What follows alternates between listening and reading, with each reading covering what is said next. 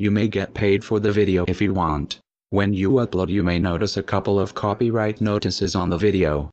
Ignore them. The copyright claims on the video are fraudulent. If they stop you from getting paid for the video, dispute them. If you do not host this video account, you are not doing your part to get the message out there, and you are part of the problem.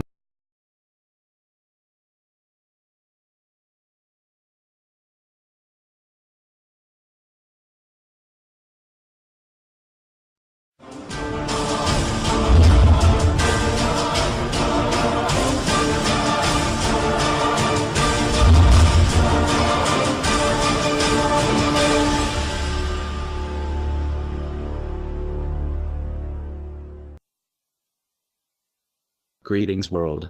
We are anonymous. This following video focuses on the Federal Reserve problem of the United States.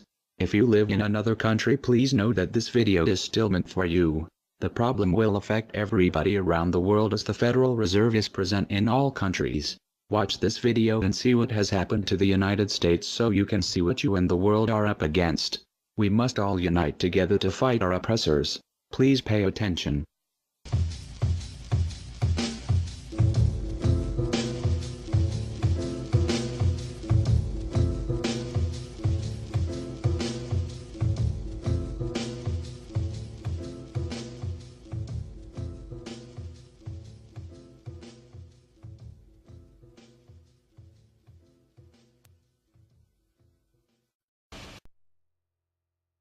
Every human on this planet is enslaved, whether they know it or not. This is not the crude and primitive slavery of ancient times. It does not rely on whips and shackles to keep the oppressed in their place. These tools have been rendered obsolete by much more sophisticated methods. That most of the enslaved are unaware of their condition and would in fact argue fiercely that they are free is a testament to the effectiveness of these invisible chains. You've heard the expression, money makes the world go round. There's truth in that. Money is the prime motive for human labor in modern civilization. If you want food, shelter, and clothing, you must have money. And unless you're part of that tiny minority that has more money than they could ever spend in their lifetime, then you must work, beg, or steal for that money. That's why you get up in the morning and go to work, even if you hate your job. And that's why the specter of unemployment is more terrifying for most people than the prospect of spending 50 years of their life performing menial tasks within the confines of a fluorescent-lit cubicle. Of course, in Western countries, some are fortunate enough to have pulled away from the brink and do not live in fear that their basic needs will be met, at least for now. And yet they keep spinning the hamster wheel. Why is that? Could it be because money and the bling that it buys have become symbols of status and prestige?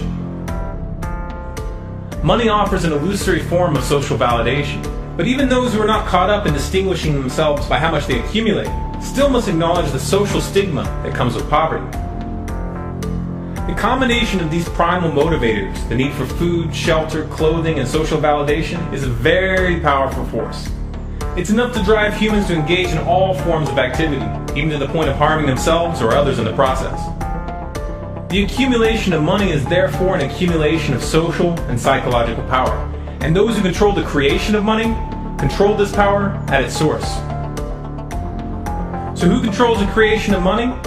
Well, in the case of the US dollar, it's not the government. This shouldn't be an earth-shattering revelation.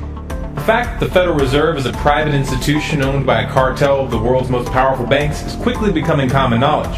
Even the mainstream media doesn't deny it at this point. However, the full extent of what this means is only clear when you understand how the banking system really works. And unfortunately, this isn't something we're taught in school. Once you have it explained to you in simple terms, you'll understand why. Every dollar in circulation is loaned into existence by a bank. The process begins with the Federal Reserve when they loan out money to the US government and to other entities. You've probably heard this talked about before, especially in regards to the interest rate on those loans, which the Federal Reserve raises and lowers depending on economic conditions. But what's never talked about in the mainstream is the fact that the Fed isn't actually loaning out money that they have. They are merely typing those dollars into existence on a computer. You may be inclined to believe that this money is based on some physical backing like gold, but you would be mistaken. The Federal Reserve hasn't owned any gold since the 1930s. The Federal Reserve does not own any gold at all. We have not owned gold since 1934.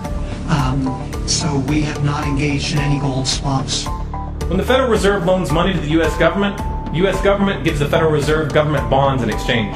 These bonds are simply written promises to pay back the money that was loaned to them with interest through taxation. So to be clear here, the government is taking out a loan from a bank that is creating that money out of thin air, and they're expecting you, the taxpayer, to cover that loan. The absurdity of this arrangement is even more obvious when you realize that up until 1913, the U.S. government created its own money and had no need for a bank to play the part of a middleman. That new money loaned out by the Federal Reserve enters circulation through the banks, accumulates in the banks, and in the end the banks end up holding all the cards. Not necessarily for the reasons you may imagine. Contrary to popular belief, the majority of money in circulation isn't actually created by the Federal Reserve, but rather by the ordinary banks that businesses and individuals use for their checking, savings, and mortgages. How is this possible? Well, like the Federal Reserve, ordinary banks are allowed to loan out money that they don't have. There are, of course, restrictions. Banks are only allowed to loan out 10 times the amount of money that they actually have. So if Wells Fargo has $1,000, they can loan you $10,000 and they expect you to pay back that $10,000 plus interest. This is called fractional reserve banking. 75% of all money in circulation is created in this manner.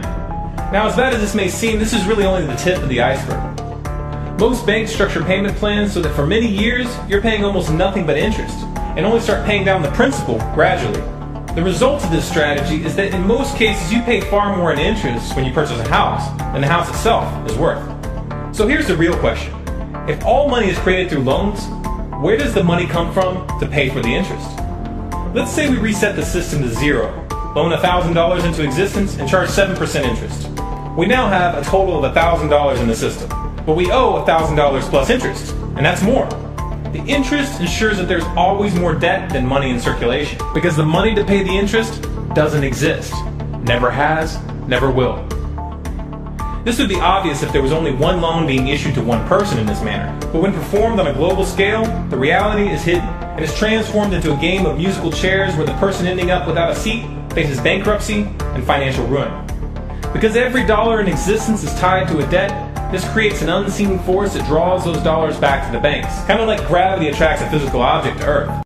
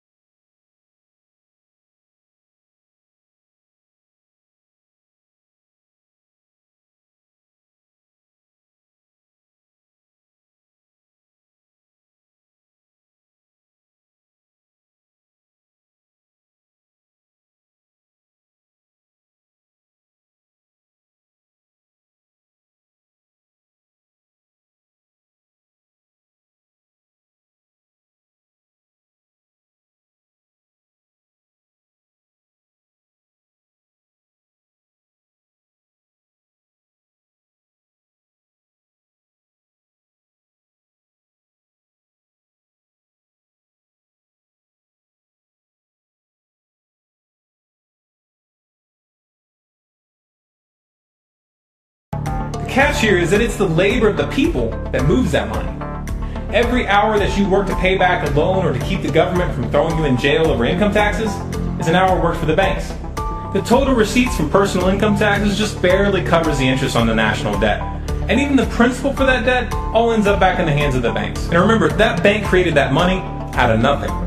Once you understand that the money that banks loan out isn't actually an asset, but is in fact a piece of legal fiction, it should be clear that you're working for these banks for free. This is a cleverly disguised form of slavery.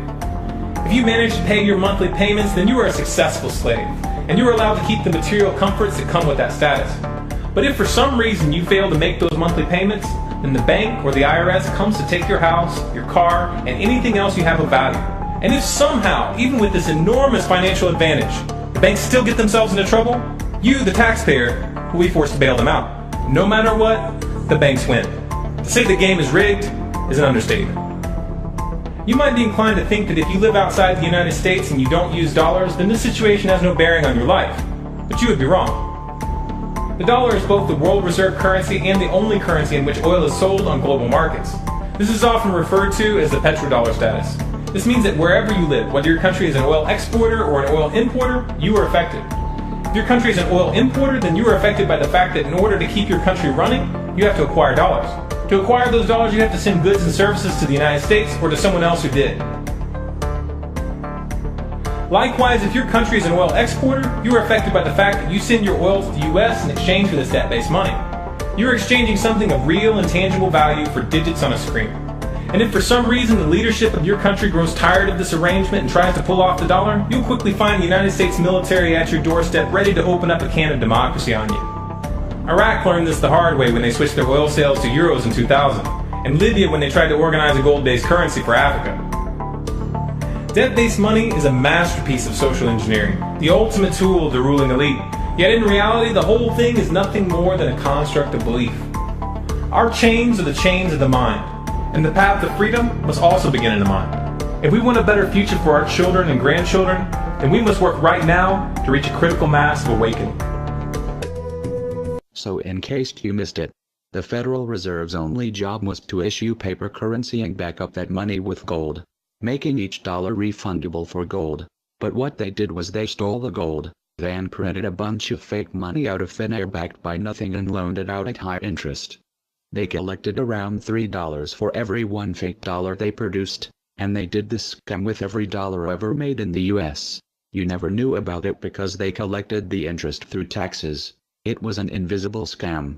This scam put you and your children in a $19 trillion debt, making your children debt slaves forever. The following video will demonstrate how much these banksters stole from the world. We are considered the 99% in the video. They, the banksters, are considered the 1% in the video. Pay attention. There's a chart I saw recently that I can't get out of my head. A Harvard business professor and economist asked more than 5,000 Americans how they thought wealth was distributed in the United States. This is what they said they thought it was. Dividing the country into 5 rough groups of the top, bottom, and middle 3 20% groups, they asked people how they thought the wealth in this country was divided. Then he asked them what they thought was the ideal distribution. And 92%, that's at least 9 out of 10 of them, said it should be more like this. In other words, more equitable than they think it is. Now that fact is telling, admittedly, the notion that most Americans know that the system is already skewed unfairly. But what's most interesting to me is the reality compared to our perception. The ideal is as far removed from our perception of reality as the actual distribution is from what we think exists in this country. So ignore the ideal for a moment. Here's what we think it is again. And here is the actual distribution. Shockingly skewed. Not only do the bottom 20% and the next 20%, the bottom 40% of Americans barely have any of the wealth. I mean, it's hard to even see them on the chart. But the top 1% has more of the country's wealth than 9 out of 10 Americans believe the entire top 20% should have. Mind-blowing. But let's look at it another way, because I find this chart kind of difficult to wrap my head around. Instead, let's reduce the 311 million Americans to just a representative 100 people. Make it simple. Here they are. Teachers, coaches, firefighters, construction workers, engineers, doctors, lawyers, some investment bankers, a CEO, maybe a celebrity or two. Now let's line them up according to their wealth. Poorest people on the left, wealthiest on the right, just a steady row of folks based on their net worth. We'll color code them like we did before based on which 20% quintile they fall into. Now let's reduce the total wealth of the United States, which was roughly $54 trillion in 2009, to this symbolic pile of cash. And let's distribute it among our 100 Americans. Well, here's socialism, all the wealth of the country distributed equally. We all know that won't work. We need to encourage people to work and work hard to achieve that good old American dream and keep our country moving forward. So, here's that ideal we asked everyone about. Something like this curve. This isn't too bad. We've got some incentive, as the wealthiest folks are now about 10 to 20 times better off than the poorest Americans. But hey, even the poor folks aren't actually poor, since the poverty line has stayed almost entirely off the chart. We have a super healthy middle class with a smooth transition into wealth. And yes, Republicans and Democrats alike chose this curve. 9 out of 10 people, 92%, said this was a nice, ideal distribution of America's wealth. But let's move on. This is what people think America's wealth distribution actually looks like. Not as equitable, clearly, but for me, even this still looks pretty great. Yes, the poorest 20 to 30% are starting to suffer quite a lot compared to the ideal, and the middle class is certainly struggling more than they were, while the rich and wealthy are making roughly 100 times that of the poorest Americans and about 10 times that of the still healthy middle class. Sadly, this isn't even close to the reality. Here is the actual distribution of wealth in America. The poorest Americans don't even register. They're down to pocket change, and the middle class is barely distinguishable from the poor. In fact, even the rich between the top 10 and 20 percentile are worse off. Only the top 10% are better off. And how much better off? So much better off that the top 2 to 5% are actually off the chart at this scale. And the top 1%, this guy, well, his stack of money stretches 10 times higher than we can show. Here's his stack of cash, restacked, all by itself. This is the top 1% we've been hearing so much about. So much green in his pockets that I have to give him a whole new column of his own, because he won't fit on my chart. 1% of America has 40% of all the nation's wealth. The bottom 80%, 8 out of every 10 people, or 80 out of these 100, only has 7% between them. And this has only gotten worse in the last 20 to 30 years. While the richest 1% take home almost a quarter of the national income today, in 1976 they took home only 9%, meaning their share of income has nearly tripled in the last 30 years. The top 1% own half the country's stocks, bonds, and mutual funds. The bottom 50% of Americans own only 0.5% of these investments, which means they aren't investing. They're just scraping by. I'm sure many of these wealthy people have worked very hard for their money. But do you really believe that the CEO is working 380 times harder than his average employee? Not his lowest paid employee, not the janitor, but the average earner in his company. The average worker needs to work more than a month to earn what the CEO makes in 1 hour. We certainly don't have to go all the way to socialism to find something that is fair for hardworking Americans. We don't even have to achieve what most of us consider might be ideal. All we need to do is wake up and realize that the reality in this country is not at all what we think it is.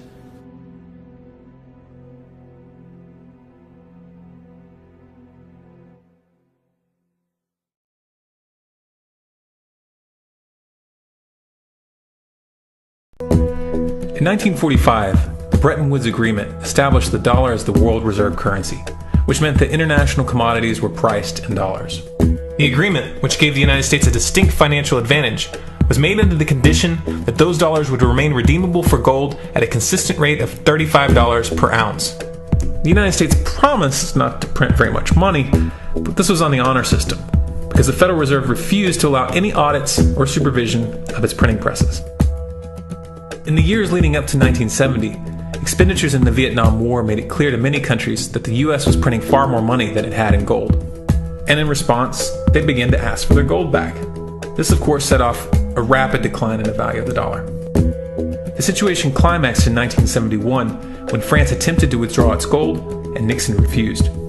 On August 15th, he made the following announcement. I have directed the Secretary of the Treasury to take the action necessary to defend the dollar against the speculators. I have directed Secretary Connally to suspend temporarily the convertibility of the dollar into gold or other reserve assets, except in amounts and conditions determined to be in the interest of monetary stability and in the best interest of the United States. This was obviously not a temporary suspension, as he claimed, but rather a permanent default. And for the rest of the word who had entrusted the United States with their gold, it was outright theft. In 1973, President Nixon asked King Faisal of Saudi Arabia to accept only U.S. dollars as payment for oil and to invest any excess profits in U.S. Treasury bonds, notes, and bills. In return, Nixon offered military protection for Saudi oil fields.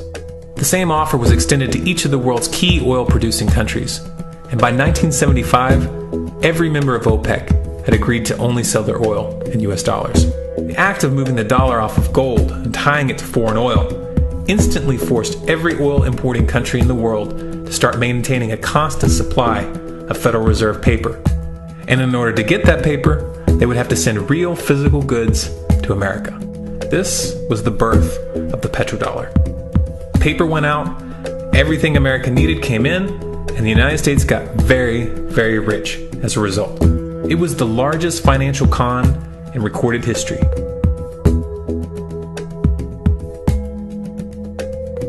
The arms race of the Cold War was a game of poker. Military expenditures were the chips, and the US had an endless supply of chips. With the petrodollar under its belt, it was able to raise the stakes higher and higher, outspending every other country on the planet, until eventually US military expenditures surpassed that of all other nations in the world combined. The Soviet Union never had a chance. The collapse of the communist bloc in 1991 removed the last counterbalance to American military might. The United States was now an undisputed superpower with no rival. Many hoped that this would mark the beginning of a new era of peace and stability. Unfortunately, there were those in high places who had other ideas. Within that same year, the US invaded Iraq in the first Gulf War. And after crushing the Iraqi military and destroying their infrastructure, including water purification plants and hospitals, crippling sanctions were imposed which prevented that infrastructure from being rebuilt. These sanctions, which were initiated by Bush Sr. and sustained throughout the entire Clinton administration, lasted for over a decade and were estimated to have killed over 500,000 children. The Clinton administration was fully aware of these figures. We have heard that 500,000 children have died. I mean, that's more children than died in Hiroshima. And you know, is the price worth it? I think this is a very hard choice, but we think the price is worth it. Miss Albright, what exactly was it that was worth killing 500,000 kids for? In November of 2000, Iraq began selling its oil exclusively in euros. This was a direct attack on the dollar and on US financial dominance, and it wasn't going to be tolerated.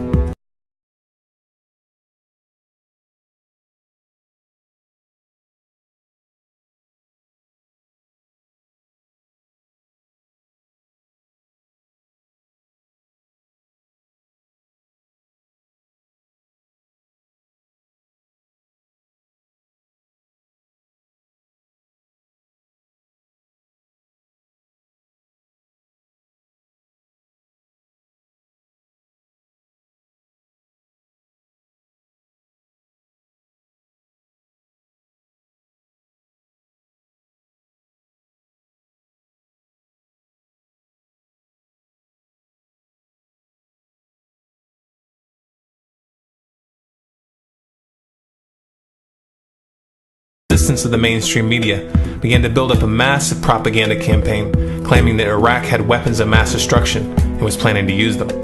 In 2003, the US invaded, and once they had control of the country, oil sales were immediately switched back to dollars. This is particularly notable due to the fact that switching back to the dollar meant a 15 to 20% loss in revenue due to the euro's higher value. It doesn't make any sense at all unless you take the petrodollar into account.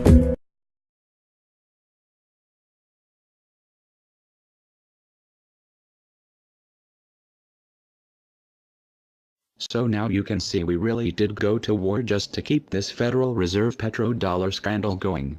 And if you think our country didn't commit 9/11 to go to war, do a little research on Operation Northwoods. It was a plan to fly multiple planes into real towers with real people, to go to war with Cuba. Congress signed off to do this act of terrorism. All branches of military did as well. The government kills for the banks. Our country is ran by the banksters.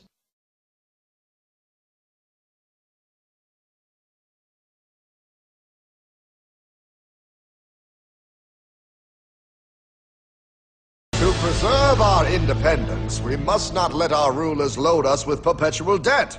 We must make our choice between economy and liberty or profusion and servitude. I place economy among the first and most important of republican virtues, and public debt is the greatest of the dangers to be feared.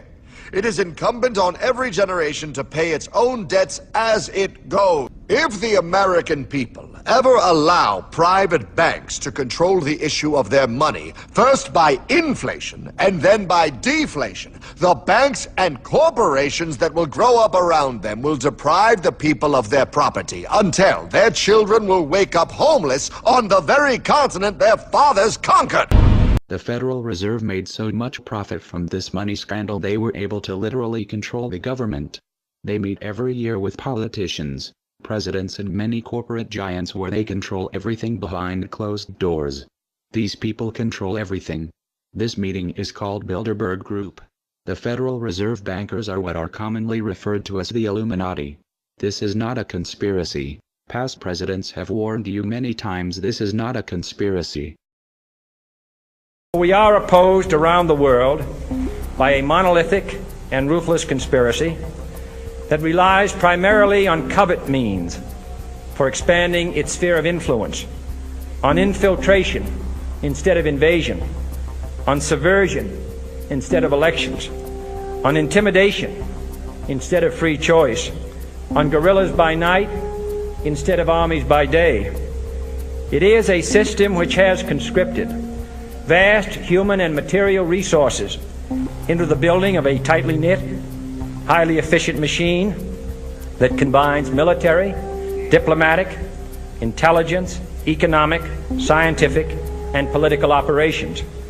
Its preparations are concealed, not published. Its mistakes are buried, not headlined. Its dissenters are silenced, not praised. No expenditure is questioned, no rumor is printed, no secret is revealed.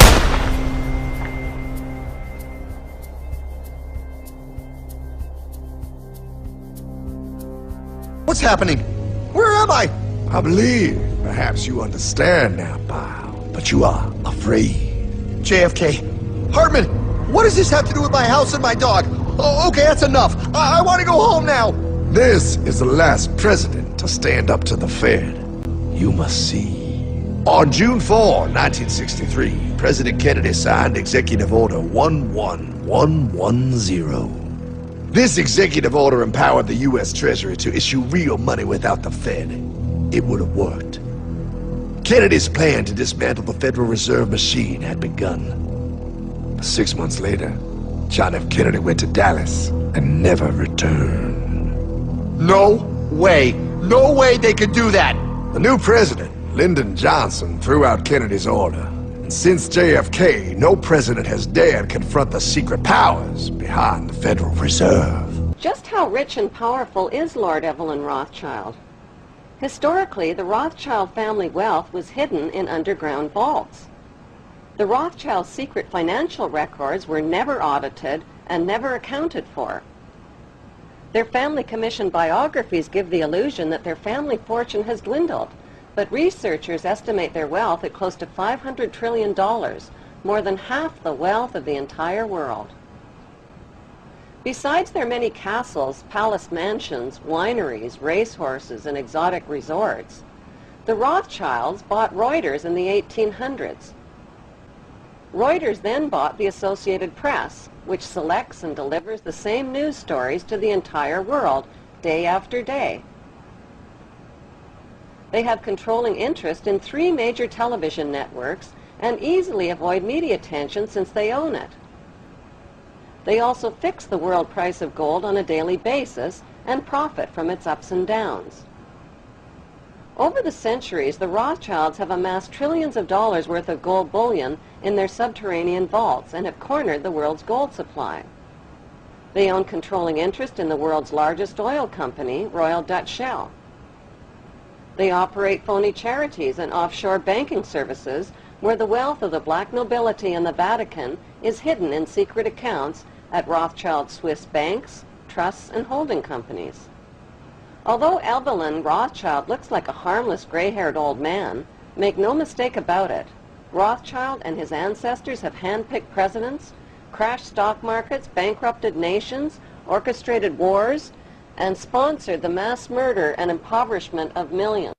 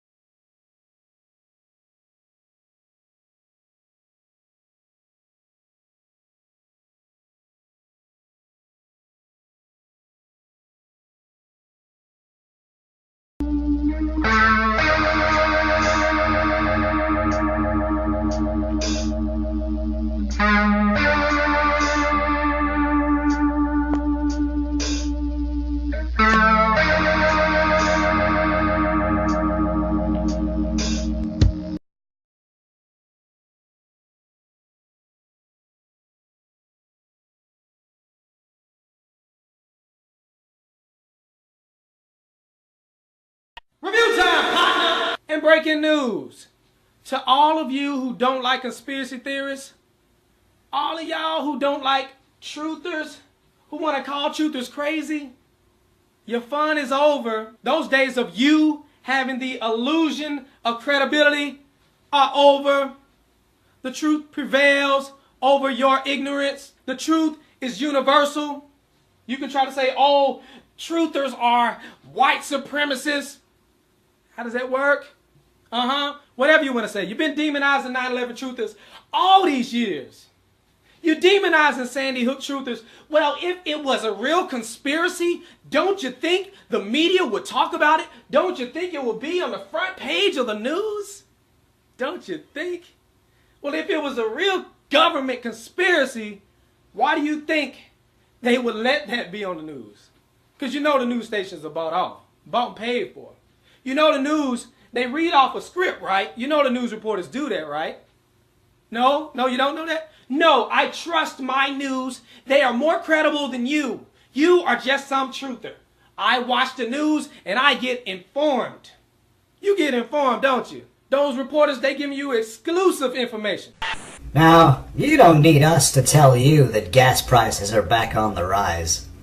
Well, if you filled up your gas tank lately, then you don't need us to tell you that gas prices are back on the rise. You don't need us to tell you that gas prices are back on the rise. You don't need us to tell you that gas prices are back on the rise. You don't need us to tell you that gas prices are back on the rise. You don't need us to tell you that gas prices are back on the rise. You don't need us to tell you that gas prices are back on the rise. You don't need us to tell you that gas prices are back on the rise. You don't need us to tell you that gas prices are back on the rise. You don't need us to tell you gas prices are back on the rise. You don't need us to tell you that gas prices are back on the rise. You don't need us to tell you that gas prices are back on the rise. You don't need us to tell you gas prices are back on the rise. You don't need us to tell you that gas prices are back on the rise. You don't need us to tell you gas prices are on the rise. I know. President, earlier this year you told us you had ordered your administration to cease and desist on payments to journalists to promote your agenda. You cited the need for ethical concerns and the need for a bright line between the press and the government. Your administration continues to make the use of video news releases, which are prepackaged news stories sent to television stations, fully aware that some or many of these stations will air them without any disclaimer that they are produced by the government. Comptroller General of the United States this week said that raises ethical questions. Does it raise ethical questions about the use of government money to produce stories about the government that wind up being aired with no disclosure that they were produced by the government? There is a Justice Department opinion that says these pieces are within the law so long as they're based upon facts, not advocacy. And I expect our agencies to adhere to that ruling, to that Justice Department opinion. This has been a long-standing practice of the federal government to use these types of videos. Agricultural Department, as I understand, has been using these videos for a long period of time. The Defense Department, other departments have been doing so. It's important that they be based upon the guidelines set out by the Justice Department. Now, I think it'd be helpful if local stations then disclose to their viewers if that's, that this was based upon a factual report and they chose to use it. But evidently in some cases that's not the case. So anyway. To guarantee that's happening by including that language in the prepackaged report. Yeah, I don't, look, oh, you mean a disclosure on George W. Bush and I? Well, some way to make sure it couldn't air without the disclosure that you believe is so vital. Ken, I mean, there's a procedure that we're going to follow, and the local stations ought to, if there's a deep concern about that, ought to tell their viewers what they're watching. Conan O'Brien may be about to push the envelope on late-night television. Conan O'Brien may be about to push the envelope on late-night television. Conan O'Brien may be able to push the envelope on late-night television. Conan O'Brien may be about to push the envelope on late-night television. Conan O'Brien may be about to push the envelope on late-night television. Conan O'Brien may be about to push the envelope on his late-night television. Conan O'Brien may be about to push the envelope on late-night television. Conan O'Brien may be about to push the envelope on late-night television. Conan O'Brien may be about to push the envelope on late-night TV. Conan O'Brien may be about to push the envelope on late-night television. For these anchors to ask no questions, do no fact-checking, and hold no differing interpretation of the news they're delivering is not only absurd, it's downright dangerous.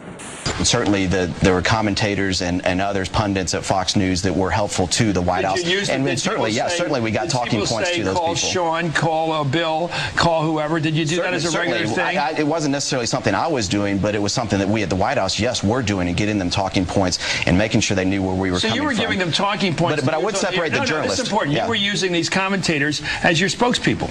Well, certainly. I mean, certainly. I think that happens to both ways when people go on other networks as well that are favorable towards the Democrats and so forth. Nobody's ever fed me any crap like that, so I don't know what you're talking about. Well, you're an independent-minded guy. Thank you. Yeah. But aren't you a little embarrassed by the fact that your White House used a television network which is purportedly fair and balanced as your mouthpiece? I think everybody in this town uses people that are going to be helpful to their cause to try to shape the narrative to their advantage. Again, I would separate the journalists because the journalists that I worked with were people just like the rest of the White House press corps who were trying to report the news. You wouldn't use Brit Hume as somebody to sell stuff for, but you'd use the nighttime guys. Yeah, I would separate that out, and certainly, you know, and then they'll say that that's because they agree with those views in the White House. Well, they didn't need a script, though, did they? Well, probably not. Economic factors may take some spring out of the Easter Bunny's step this year. In consumer news, economic factors may take some spring out of the Easter Bunny's step this year. Economic factors may take some spring out of the Easter Bunny's step this year. Economic factors may take some spring out of the Easter Bunny's step this year. Economic factors may take some spring out of the Easter Bunny's step this year. Economic factors may take some spring out of the Easter Bunny's step this year. Economic factors may take some spring out of the Easter Bunny step this year. Economic factors may take some spring out of the Easter Bunny step this year. Economic factors may take some spring out of the Easter Bunny step this year. Economic factors may take some spring out of the Easter Bunny step this year. Economic factors may take some spring out of the Easter Bunny step this year. Economic factors may take some spring out of the Easter Bunny step this year. Economic factors may take some spring out of the Easter Bunny step this year. Economic factors may take some spring out of the Easter Bunny step this year. Economic factors may take some spring out of the Easter Bunny step this year. It's the third time I've said that. I'll probably say it 3 more times. See, in my line of work, you got to keep repeating things over and over and over again for the truth to sink in, to kind of catapult the propaganda.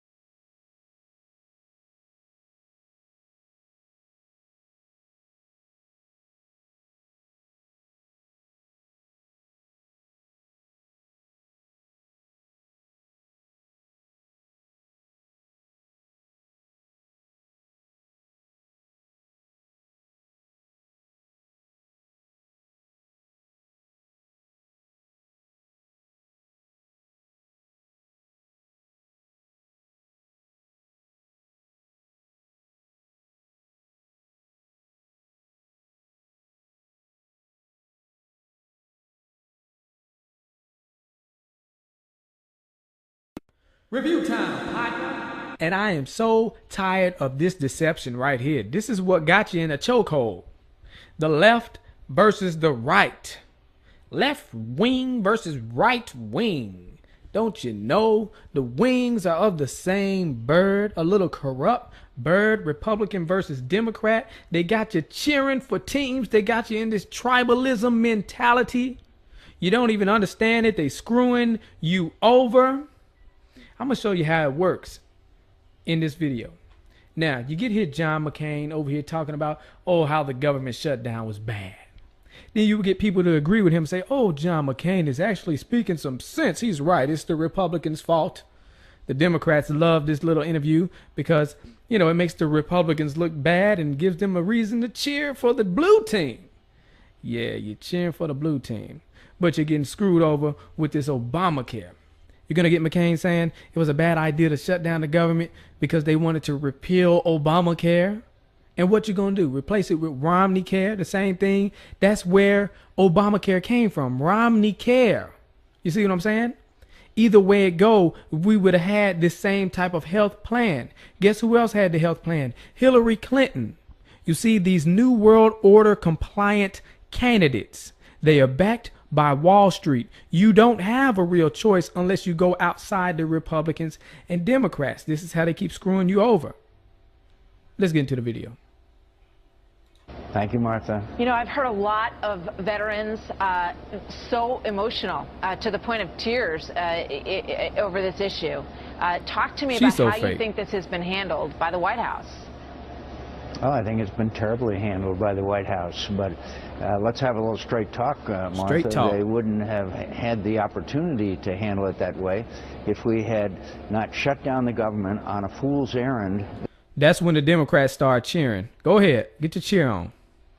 That we were not going to accomplish. The whole premise of shutting down the government was the repeal of Obamacare. I fought against Obamacare harder than any of the people who wanted to shut down the government. I bet you did. I campaigned all over this country in 2012 saying elect Mitt Romney and we'll repeal and replace Obamacare. But see, that's so dumb. Obamacare is the same thing as Romneycare. See, it's all about getting you to cheer for the team. Check this out right here. Convinced that Republicans will win in November, and we will regain our majorities in both the Senate and the House. Go ahead, Republicans, start cheering.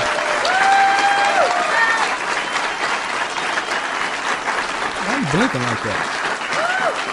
Well, stop blinking like that. What's your problem? And we will win House seats right here in Arizona. We will lead in Arizona. Can you get to the point? Jeez, this uneventful speech. And when we do, we will stop the out-of-control spending and tax increases and repeal and replace Obamacare. And they cheering. But repeal and replace Obamacare means they're going to put in Romneycare, which is the same doggone thing. Think I'm lying. Think I'm lying. We're going to look at this later. But let me see. Here we go. Governor Romney said this has to be done on a bipartisan basis. This was a bipartisan idea. In fact, it was a Republican idea. And Governor Romney, at the beginning of this debate, wrote and said, what we did in Massachusetts could be a model for the nation. And I agree that the Democratic legislators in Massachusetts might have given some advice to Republicans in Congress about how to cooperate. Listen to them now. But the fact of the matter is, we use the same advisors, and they say it's the same plan. Wow. The same doggone plan. Let's look at this. There are some terrific Republican ideas. Mitt Romney in Massachusetts has initiated mandatory insurance so that everybody has to buy in, but then the government helps out those who can't afford it. Those kinds of bold initiatives, I think the Democrats have to put forward bold as heck. If, in fact, we can credibly claim that we can run the country and not simply criticize on the sidelines. Now, this is key. This is in 2006. You see, he's praising this individual mandate, too. It's funny he's doing that. So either way it go, we would have had this Obamacare, Romneycare plan. But remember, I said Hillary ran on that plan as well. Obama didn't seem to like the individual mandate. That's how he got elected. Well, one of the reasons that made him look good, because he said he wasn't for individual mandate. Let's check it out right here. Didn't represent her properly. They misrepresent her. Did they, and what do you say about that? Well, obviously, I think that they represented her position properly, which is that she supported in the past NAFTA, which has been pretty hard on Ohio. And we've had an ongoing discussion about health care. Both of us want to provide health care to all Americans. There's a slight difference, and her plan is a good one, but... Slight difference. This is the slight difference he's talking about. Check this out. She mandates that everybody buy health care. She'd have the government force every individual to buy insurance. Which is what Obamacare is. And I don't have such a mandate because I don't think the problem is that people don't want health insurance. It's that they can't. No, I don't want it. I don't want health insurance. Afford it. So I focus more on lowering costs. And this is a modest difference, but it's one that she's tried to elevate, arguing that because I don't force people to buy health care that I'm not insuring everybody. Well, if things were that easy, I could mandate everybody buy a house, and that that would solve the problem of homelessness. It doesn't. Uh-oh, watch out, y'all. He might do that next. So There you go. Obama with his lying self. Y'all need to stop with this. You're over here arguing, acting like you're against Obamacare, you Republicans. And they're talking about repeal and replace Obamacare with the same thing. What the heck is your problem? Get out of this tribalism mentality. And people who would say, oh, we need Hillary Clinton. Well, she down for the same plan. It's the same thing. It's the same scheme. And why in the heck do we have a president who not only tries to sell us on a product, but forces us to buy it and penalizes us if we don't? Precisely because the product is good. I want the cash registers to work. I want the checkout lines to be smooth. So I want people to be able to get this great product.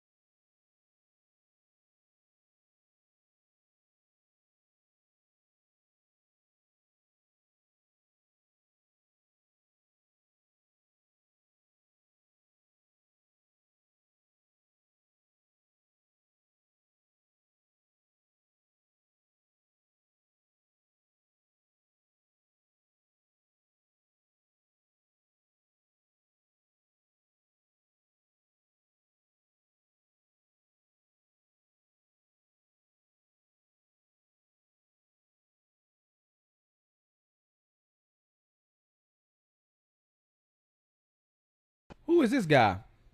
I don't know, but he seemed like a nice old man. Nice old man. No, this right here is David Rockefeller.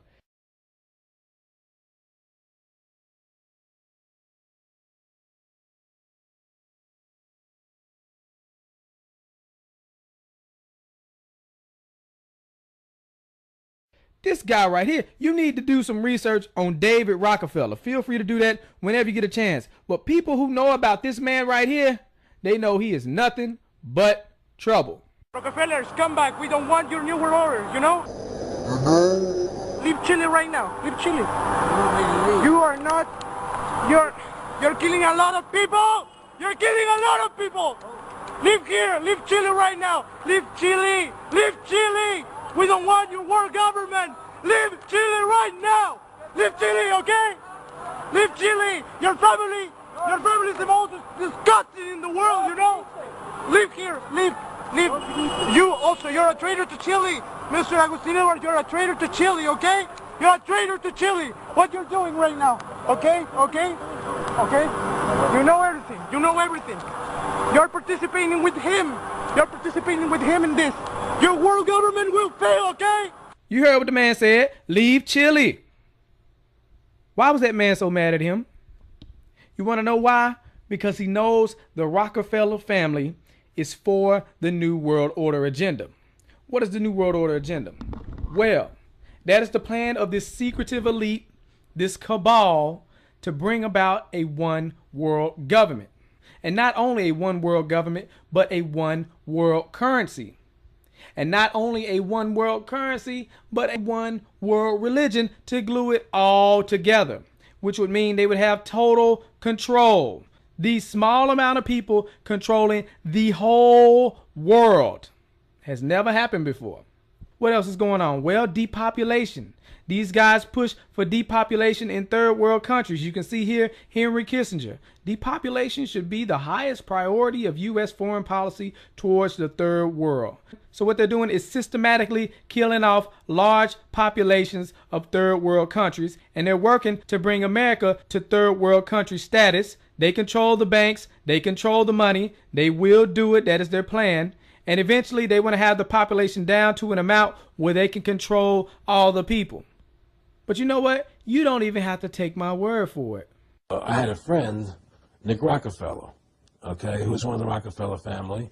And he, when I was running for governor in Nevada, he came to me, introduced himself to me through an attorney. And we became friends. We started talking about things. And I learned an awful lot from Mr. Rockefeller. And one of the things that we used to talk about was the ultimate plan of the banking industry, what they wanted to accomplish.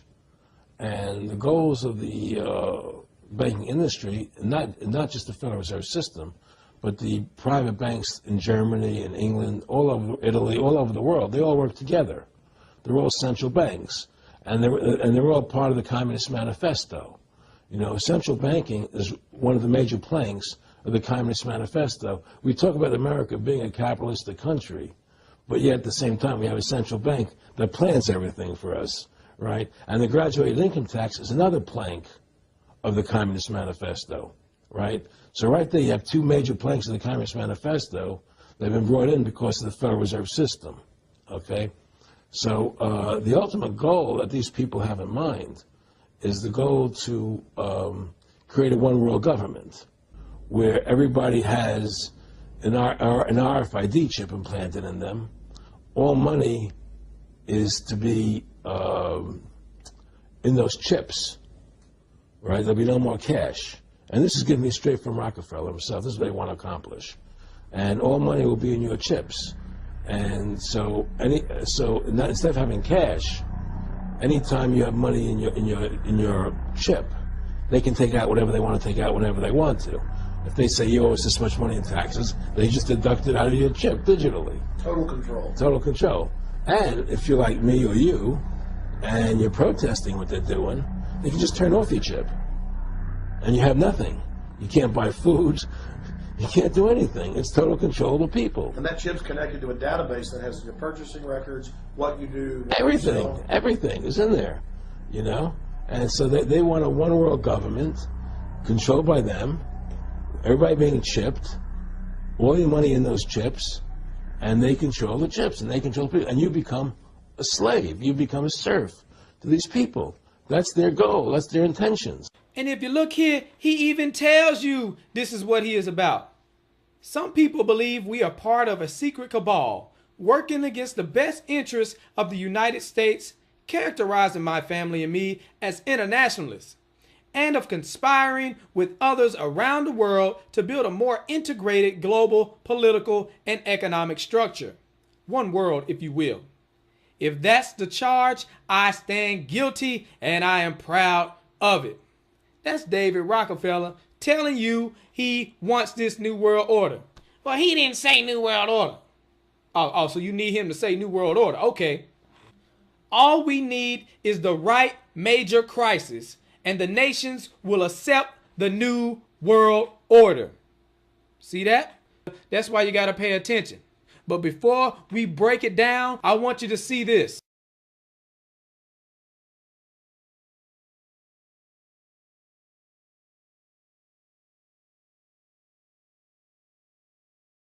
You were both in Skull and Bones, the secret society.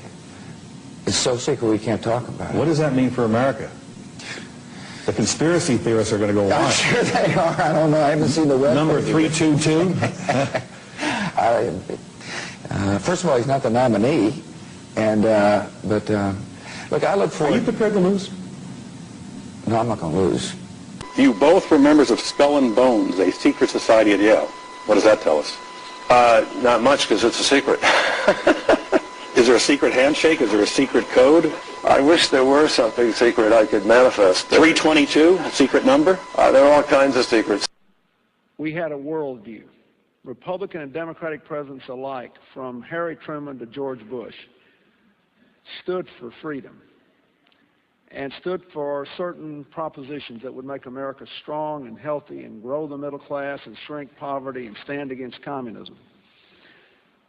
And after 1989, President Bush said, and it was a phrase that I often use myself, that we needed a new world order. We have before us the opportunity to forge for ourselves and for future generations a new world order, a world where the rule of law, not the law of the jungle, governs the conduct of nations.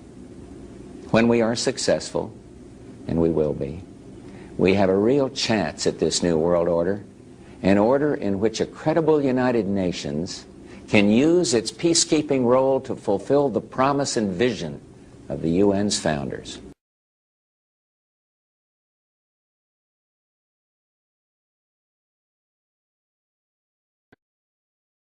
the affirmative task we have now is to actually create a new world order.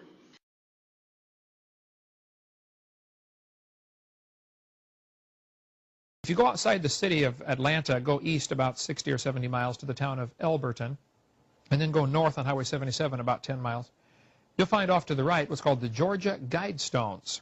It looks kind of like Stonehenge, these big, huge granite rocks set up there. This was done by a guy, we have a pseudonym, came in, paid cash, had this company set these things up in 1980. He called himself R.C. Christian, but that's not his real name. It says right on the stones, a pseudonym, false name. On these Georgia Guidestones, it gives the 10 Commandments for the New World Order. 10 Commandments for the New World Order. The first commandment was to maintain humanity under 500 million. I went there and looked at those things and said, now, hold on a minute. Today's population is 6 billion. They want to maintain humanity under 0.5 billion. Looks like a lot of people got to die for their plan to work, which is, by the way, the plan.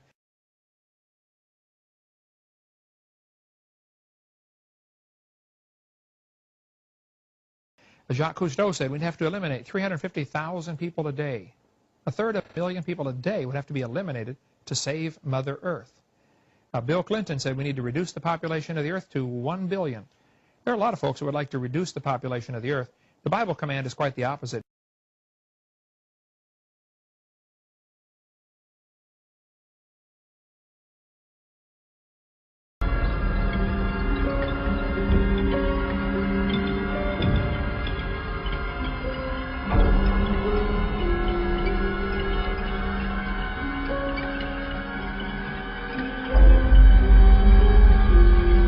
America's place in the New World Order should be? It's always been seen as the global policeman. But as you said before, you know, it's hard to see with all these military conflicts where the winner and loser lies. What should America be doing I think globally? The global policeman should be the United Nations. And I don't think we should need one. I think we should use courts the way we do in civilian life. It's time to put war and conflict, armed conflict behind us and move on and start acting like civilized, educated human beings. Oh, you're so civilized, Ted. Let's look at your quote. A total population of 250 to 300 million people, a 95% decline from present levels would be ideal. That's Ted Turner, founder of CNN and New World Order supporter. You see, he donated $1 billion to the United Nations. This man is down for the depopulation agenda. He wants a one-child policy for 100 years, yet he got 5 kids. And you got to pay attention because these jokers will tell you that they selling out. And they do that just so it'll go over your head. So you'll be like, oh, well, they didn't really mean that. They're just being sarcastic. It's not that serious. But then at the same time, people be like, oh, well, I ain't gonna believe that unless they tell me. He telling you right here. So we get Shaq admitting to the whole world that he's a Freemason and he is proud of it. What is going on there? That's a ring of my profession. You don't know nothing about that. Okay, well, can we get a close-up on that area? What? You don't know nothing about What is the profession? Yeah, which profession are you talking about? Woo, that man so happy. Is it a legal profession? Of course it's legal. It's a ring of my profession. I'm trying to read it. Okay. It's too many diamonds. He's like, yep, I'm a Freemason. Ain't nothing you can do. Mason, are you a Mason? Of course. And all them jokers around him know what's going on. The secret ceremony. Well, you might as well put your pinky out when you drink your drink. Put your pinky out. You know, the secret ceremonies with the candles and the... Everyone wears... Anyway, the Clippers. The Clippers. Ring, but that is impressive, Mr. O'Neill. I don't have a championship. Anyway, so the Clippers. Oh, yeah, I have 4. Those he doesn't wear. Those he doesn't wear. The Clippers. Yeah. As I was blinded by success. Look at that man right there. That's impressive.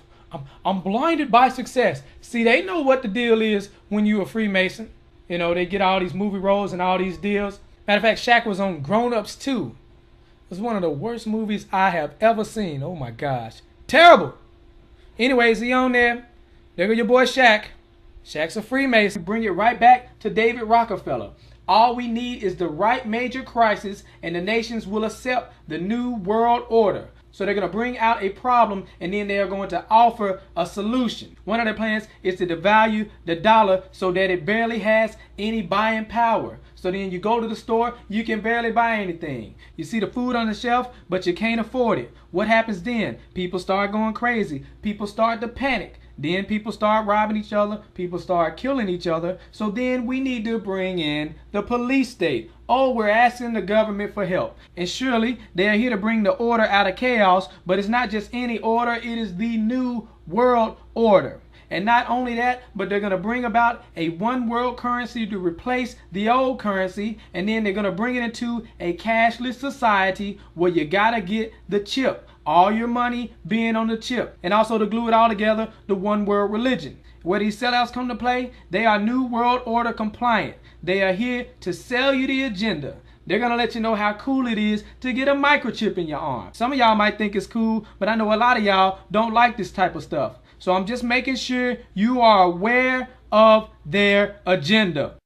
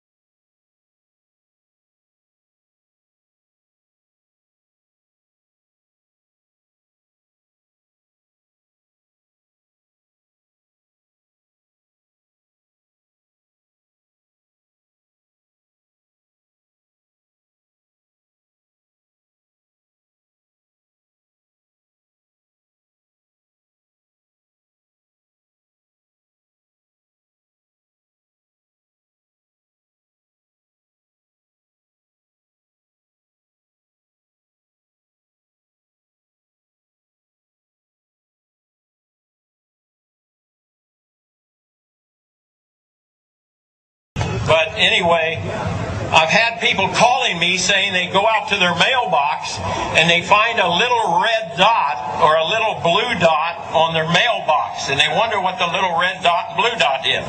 Well, it's marking your mailbox by the government, so when foreign troops come in here on us after martial law, if you have a red dot on your mailbox, they take you out immediately and shoot you right in the head. But if you have a blue dot, they take you to the FEMA camps being built by Halliburton right now to house 50 million Americans. They're building enough concentration camps in America by Halliburton that Cheney's getting rich off of, Vice President Cheney's getting rich off of, to put those with the blue dot on your mailbox in those concentration camps. Now, if you go out and you find a pink dot on your mailbox, that means that they believe you'll be a good slave and you're going to go along with the program and serve our international Antichrist masters. So watch for that dot.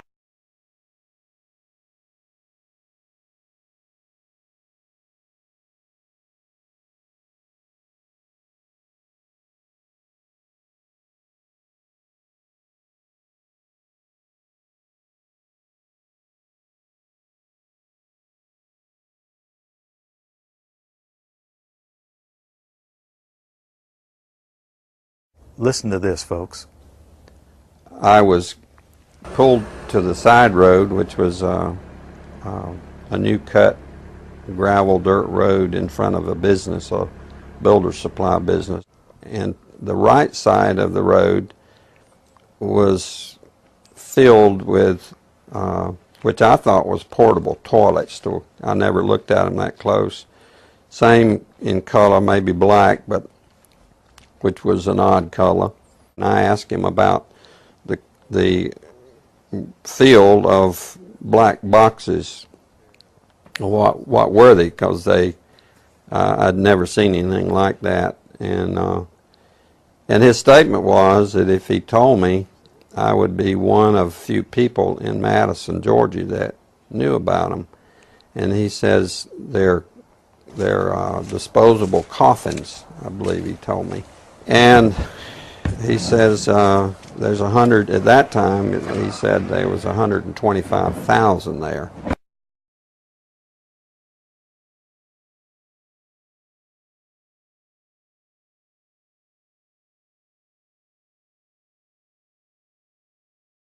And the brother of the man that owns this field, that the government is leasing this field from to store these disposable coffins, this brother was given 3 years to set up temporary morgues around the country. Have you heard that the Department of Homeland Security has purchased 1.6 billion rounds of ammunition last year?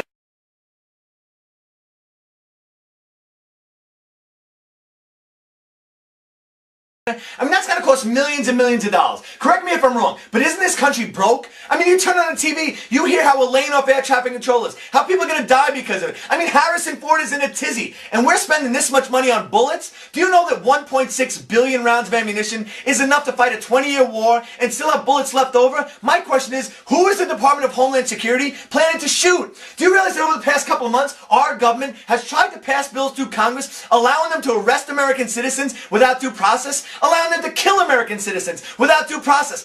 And it's got the 5 regions for the FEMA camps, and it talks about barricades and barbed wire and armed guards, and it says that they've built the camps and that now they need to get ready to staff them, and that they need to be ready within a 72-hour period. And so I want to challenge everybody to call their friends and their families now and realize that the new economy is to put tens of millions of people, we already have the biggest prison population in the world, in this archipelago, this giant chain of facilities all over the country. The following video details the contents of a Department of Defense document entitled Internment and Resettlement Operations, also known as FM 3-39.40. The document is 325 pages long and it is signed by Joyce E. Morrow, Administrative Assistant to the Secretary of the Army. It was created in 2010, however, has just been recently leaked to the public via the internet and can now be downloaded from multiple sources. In the description below, you'll find a download link for the document. I strongly encourage you to download it yourself and to verify everything that's being said here. The document outlines military procedures for internment and resettlement of civilians, and it describes the layout and the administration of these internment camps. It clearly states on page 38 that it applies within U.S. territory, and it specifically addresses the detainment of U.S. citizens, as is indicated by the identification procedures for new prisoners on page 146, which states that social security numbers are to be recorded alongside their photograph and fingerprints. Included in the list of organizations which may be involved in these internment operations are the Department of Homeland Security, FEMA, the Department of Defense, and the United Nations. On page 56, the document outlines the responsibilities of psychological operations officers within the camps, among which it states that a PSYOP officer develops and executes indoctrination programs to reduce or remove antagonistic attitudes, and identifies political activists. On page 281, the document goes into more detail regarding the role of psychological operations within the camps, specifically in regards to pacifying the population and ensuring cooperation. On page 238, it gives the conditions for the use of deadly force in such camps. Among the justifications for lethal force, it includes to terminate an active escape attempt. That point right there should make it clear that these camps are not benevolent disaster relief type facilities. On page 244, the document calls for the use of snipers during riots to, quote, scan a crowd and identify agitators and riot leaders for apprehension and fire lethal rounds if warranted. On page 260, it shows the basic layout for a facility focusing on detainment. It is depicted with interrogation areas, tribunal areas, and mortuaries. Each detainment facility is designed to hold 4,000 prisoners, and they are depicted with multiple levels of barbed wire separating compartments within the facilities, with a double barbed wire fence enclosing them, and watched over by 24 guard towers. On page 261, the document depicts the layout for what they call civilian resettlement facilities, which are designed to house 8,000 people. Though it uses the word resettlement, the plans show multiple levels of barbed wire dividing the sections of the facility, with double barbed wire fencing on the outside, as well as 16 guard towers. On page 262, the layout for facilities designed for what they call non-compliant prisoners is shown. These camps are designed to hold up to 300 prisoners, they have 3 interrogation centers, and are guarded by 13 guard towers. Now, if there's any question whether these plans are active or just theoretical, this should be settled by the fact that the U.S. Army has been running ads for job positions in these camps since 2009, and apparently, they're still hiring. Once again, if you look in the description, you'll find all the links you need to verify this information. It's important to note here that this document was created in 2010, which was under the Obama administration, and it predates the NDAA of 2012, which authorized military detainment of U.S. citizens. This clearly shows a long-term agenda at work.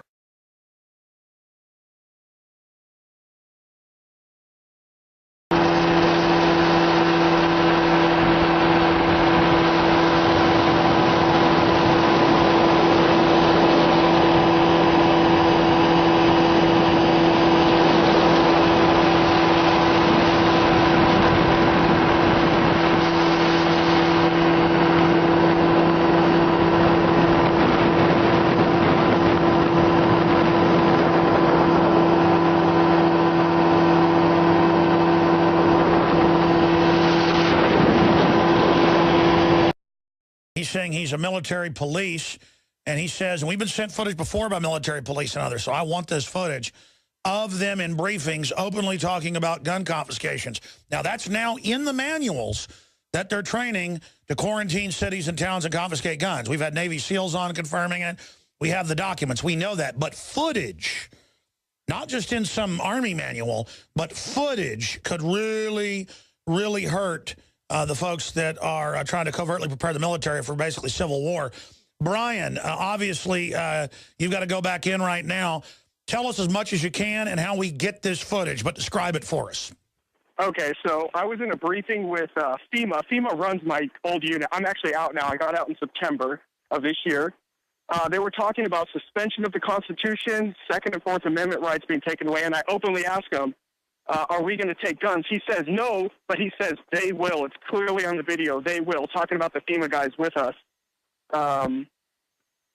So that's the gist of the video. You could, I'm filming the floor because it kind of startled me when they said that they're going to suspend the Constitution under martial law, which is pretty scary to me. Essentially, yeah, we pretty much at that time, your Second Amendment, or all your rights, First Amendment rights, pretty much everything is at that moment just interrupted. Yeah. So you said that martial law suspends their Second Amendment, so I'm not going to, but would you say we would take weapons from people? Yeah, that's what they do. Yeah.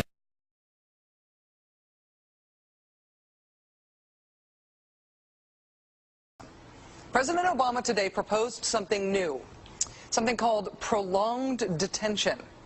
Doesn't sound that bad, right? Prolonged detention. Did you ever see the movie Minority Report? It was based on a Philip K. Dick short story. Came out in 2002. It starred Tom Cruise, remember? He played a police officer in something called the Department of Pre-Crime. Pre-crime is where people are arrested and incarcerated to prevent crimes that they have not yet committed. Mr. Marks, by mandate of the District of Columbia Pre-Crime Division, I'm placing you under arrest for the future murder of Sarah Marks and Donald Dumanos. Take place today, April 22nd, at 0800 hours, 4 minutes. No, I didn't do anything. You didn't do anything, but you're gonna. future murder. Creepy, right? Putting somebody in jail not for what they've done, but for what you're very sure they're going to do? There may be a number of people who cannot be prosecuted for past crimes. In some cases because evidence may be tainted, but who nonetheless pose a threat to the security of the United States.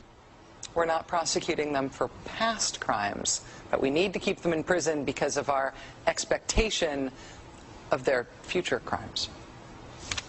Al-Qaeda terrorists and their affiliates are at war with the United States, and those that we capture, like other prisoners of war, must be prevented from attacking us again. Prevented. We will incarcerate people preventively. Preventive incarceration. Indefinite detention without trial. That's what this is. That's what President Obama proposed today, if you strip away the euphemisms. One civil liberties advocate told the New York Times today, quote, "We've known this was on the horizon for many years, but we were able to hold it off with George Bush. The idea that we might find ourselves fighting with the Obama administration over these powers is really stunning." And it is stunning.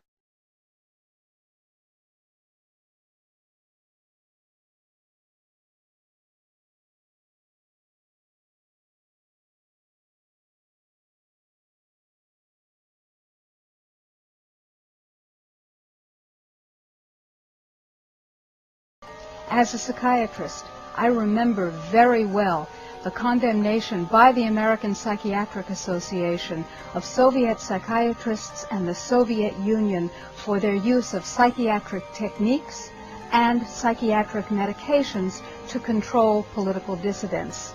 Sadly, shockingly, we in the United States have become those same oppressors. We now have a policy, as exemplified by the FBI brochure from the Phoenix Office on Counterterrorism, which says people who are defenders of the U.S. Constitution against federal government and the UN, and make numerous references to the U.S. Constitution, should be monitored as potentially murderous and fanatical terrorists. By extension, should be considered mentally unstable.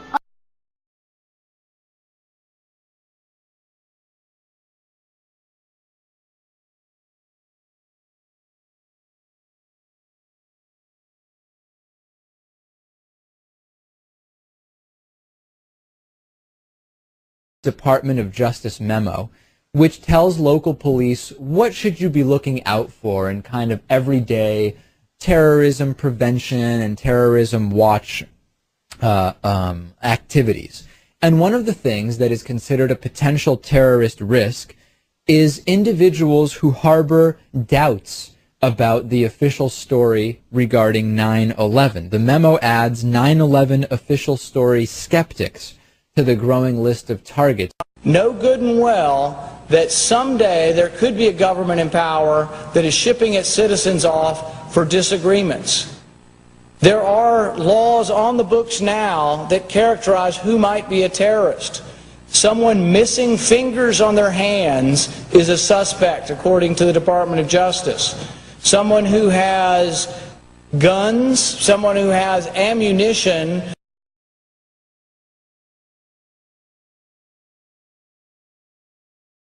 someone who has more than 7 days of food in their house,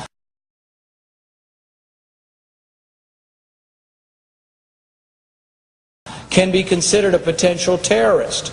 If you are suspected by these activities, do you want to have the government have the ability to send you to Guantanamo Bay for indefinite detention?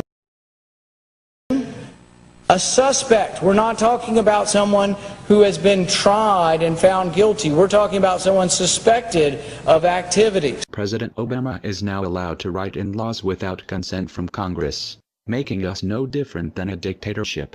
The president has just signed many executive orders that allows the government to take your assets, your homes, your children, transportation, and gives the government permission to put you into concentration camps and labor camps. If you do not believe me, here are the executive orders. Read them yourself.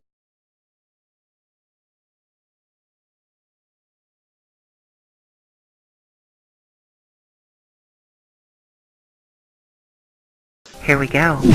Executive Order 10990 allows the government to take over all modes of transportation and control of all highways and seaports. Executive Order 10995 allows the government to seize and control the communication media. Executive Order 10997 allows the government to take over all electrical power, gas, petroleum, fuels, and minerals. Executive Order 10998 allows the government to seize all means of transportation, including personal cars, trucks, or vehicles of any kind, and total control over highways, seaports, and waterways.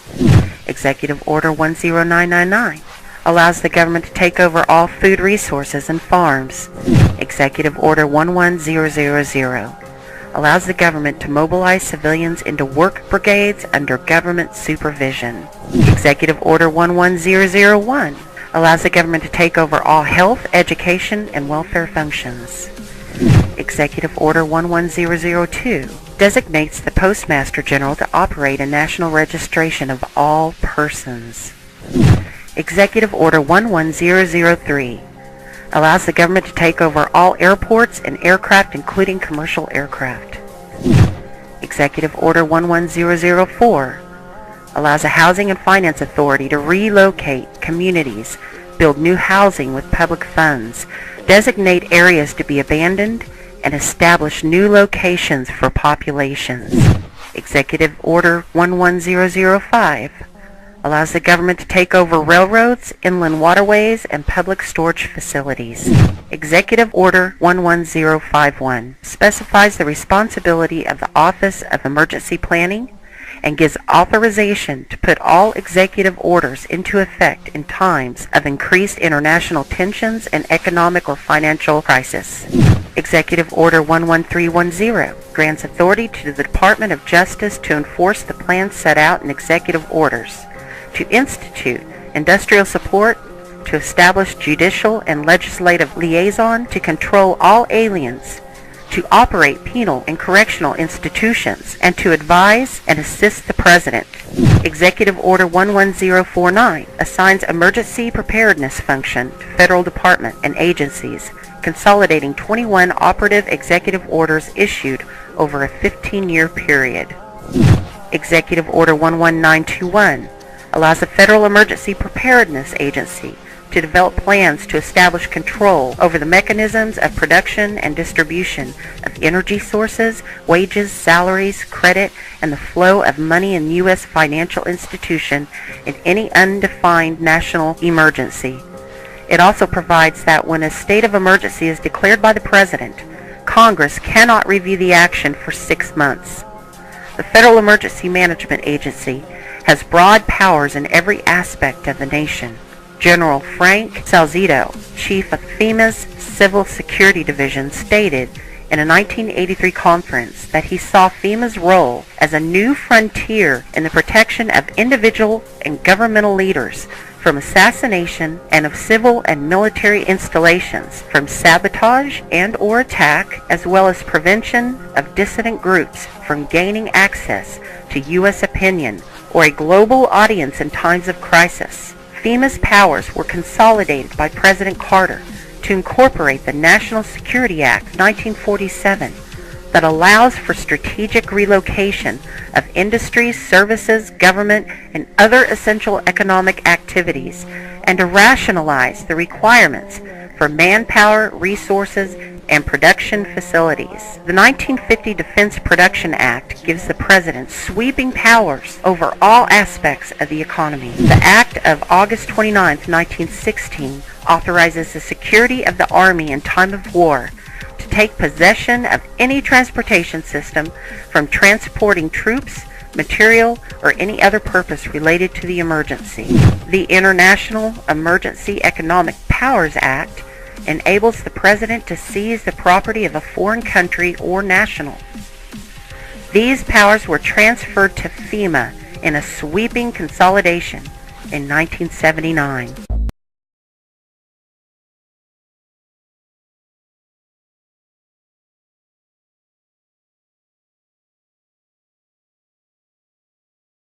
Did Hitler get elected on Monday and start throwing people into ovens on Friday?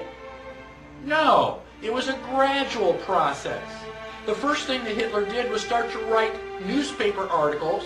Everything that was going wrong was the Jews' fault. They're the ones that caused all these problems. Did the Jews write their own newspaper articles and go, I disagree?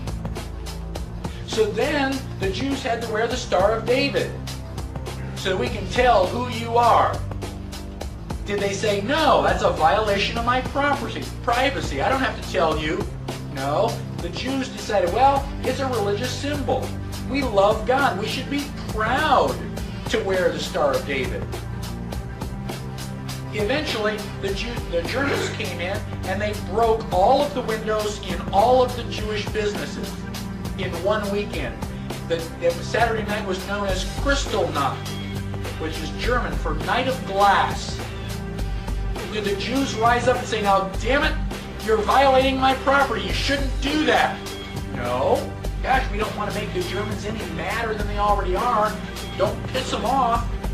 They've got guns. Eventually, the Germans are loading them up into cattle trailers on the train. Where do you think you're going, on vacation? Where do you think they're going to take you? Well, now you're cold and naked and they're walking you into the ovens where you're going to go to mass execution. Is it time now to raise your hand and say, you know, I tend to disagree with all of this? Bang! You're dead. It's too late to complain. You should have complained at the beginning, when you at least had a chance. How bad do things have to get before you do something? Do they have to take away all your property? Do they have to license every activity that you want to engage in? Do they have to be throwing you on cattle cars before you start to say, now wait a minute, I don't think this is a good idea? How long is it going to be before you finally resist?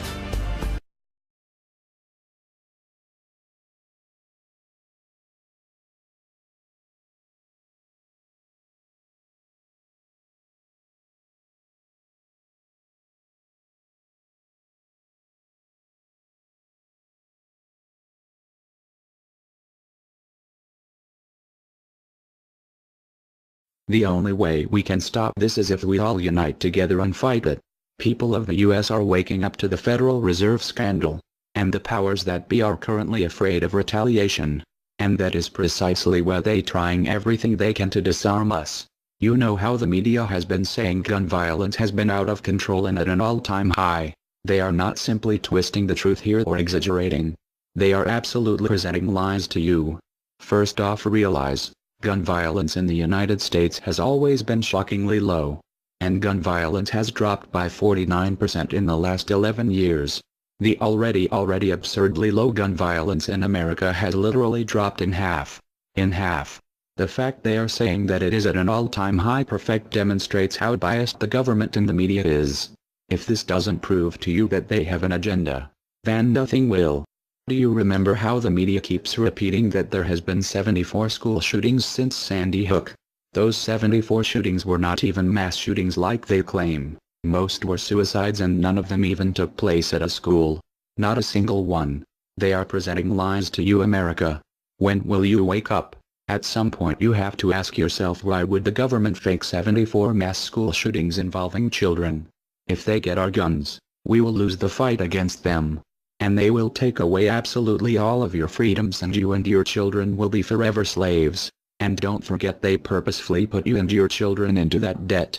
And because the Federal Reserve is present in all countries, the other countries of the world are next soon after. This plan is called the New World Order. It is the same New World Order the Vice President of the United States called for on national TV a month ago. He said we need to strive for and complete the New World Order. This is also the same New World Order President George Bush and President Kennedy said is our country's lifetime goal. And the same New World Order George Bush said on national TV said will happen no matter what we do, and we cannot prevent it. This has all been a long-time plan. The Federal Reserve and their partners want complete control of humanity. We cannot let this happen. They want to rule over us. like kings and queens. And humanity will be forever lost to enslavement by a bunch of tyrants who have publicly admitted they want to kill off the majority of the population so the masses are easier to control. They are going to wipe your bloodline completely off of the earth. He'll tell you the order of things to happen. The enslavement will follow immediately after guns are taken away and you cannot fight back. If they cannot get the guns before the economic collapse, then they will wait until the economy collapses. When the economy collapses, people will be starving. There will be looters and shootings. The government will insist on taking guns away to help, and as soon as the guns are taken away, then we will fall into a complete dictatorship. Do not fall for it. Remember, they are the ones who caused the economic collapse to begin with.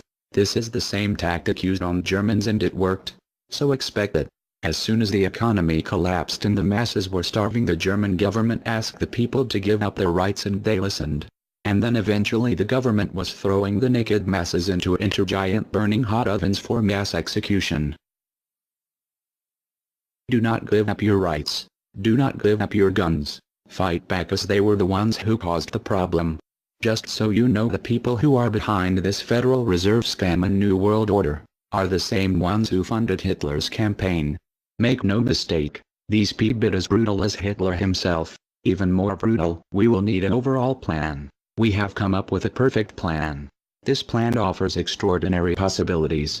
It will make for the most beautiful and free world you can ever imagine. If we are successful, we can leave a much better for our children. A beautiful world. Watch every minute of the rest of the video. Do not skip a single bit of it, as it is all important. To understand the solution, you must first understand the problem. The problem is government. Think for a second. What is government? Government is an establishment of power over the people, which can be purchased by large corporations or anybody with money. Why are we allowing corporations to write the laws? Can't you see how this can create problems? We must take the power and guns away from the government, which will advertently take away the power and guns away from the corporations. And we need to take that power and weaponry and put it back in the hands of the people, not greedy corporations. These people want to put you into labor camps and death camps. These people have poisoned your children's water and food, enslaved your children. When will you wake up? We must get rid of government. The solution is anarchism. Anarchism is not what you think it is. Watch the rest of the video to understand what we are proposing.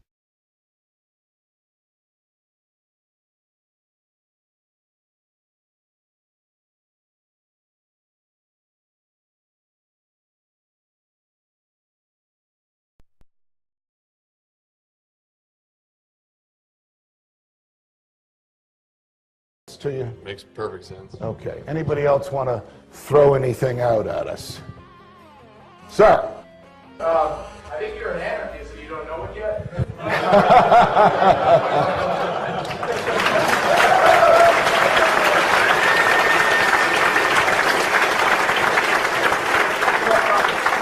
Do you hear me denying anything?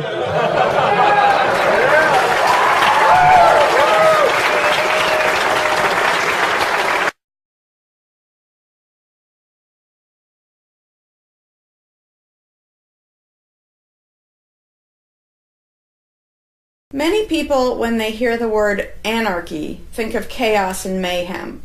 So they assume that an anarchist must be in favor of disorder and violence. That is the complete opposite of the truth. Most objections and complaints about the anarchist or voluntarist philosophy are not actually about the philosophy itself, but result from people misunderstanding what the philosophy is all about. To illustrate a few points, we will use the example of two fictional islands. Authoritania, where there is a ruling class or government, and anarchia, where there is no ruling class of any kind. We will use these islands to examine several common misconceptions about anarchism. Lots of people think anarchy means every man for himself, or survival of the fittest, or the absence of any social cooperation or organization. They think that anarchy means everyone has to be self-sufficient. This comes from the false assumption that some kind of government is necessary for any organization to occur. Whether it's part of a republic, a democracy, a kingdom, or a dictatorship, a ruling class issues orders called laws and punishes anyone who disobeys them. That is not cooperation. That's domination. It's one group forcing its will on another. Authoritarianism can be used to force people into organized patterns, but that does not mean that people are incapable of organizing their activities without being forced. The most productive and useful examples of organization that we see today are anarchistic in nature. No one was forced to build the grocery store you go to. No one was forced to produce or sell anything in it. Everyone involved in the vastly complex operation of growing your food, transporting it, displaying it in the store, and selling it to you, everyone involved participates voluntarily, working in exchange for money. You and all the other store customers choose freely which store to go to and what to spend your money on. This purely voluntary arrangement allows for an amazingly complex degree of organized cooperation without anyone being coerced to participate. In contrast, under government, a very small group of people comes up with an idea and forces everyone else to participate in it and provide for its funding with tax dollars. In the authoritarian version of a supermarket, the ruling class would tell people what to produce and how much, what prices to charge, and they would tell customers what they must buy and what they must pay.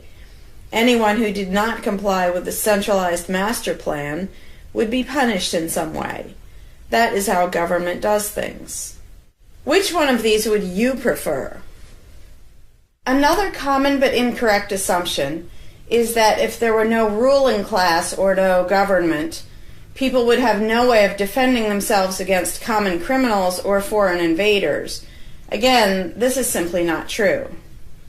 The government version of protection is inherently hypocritical.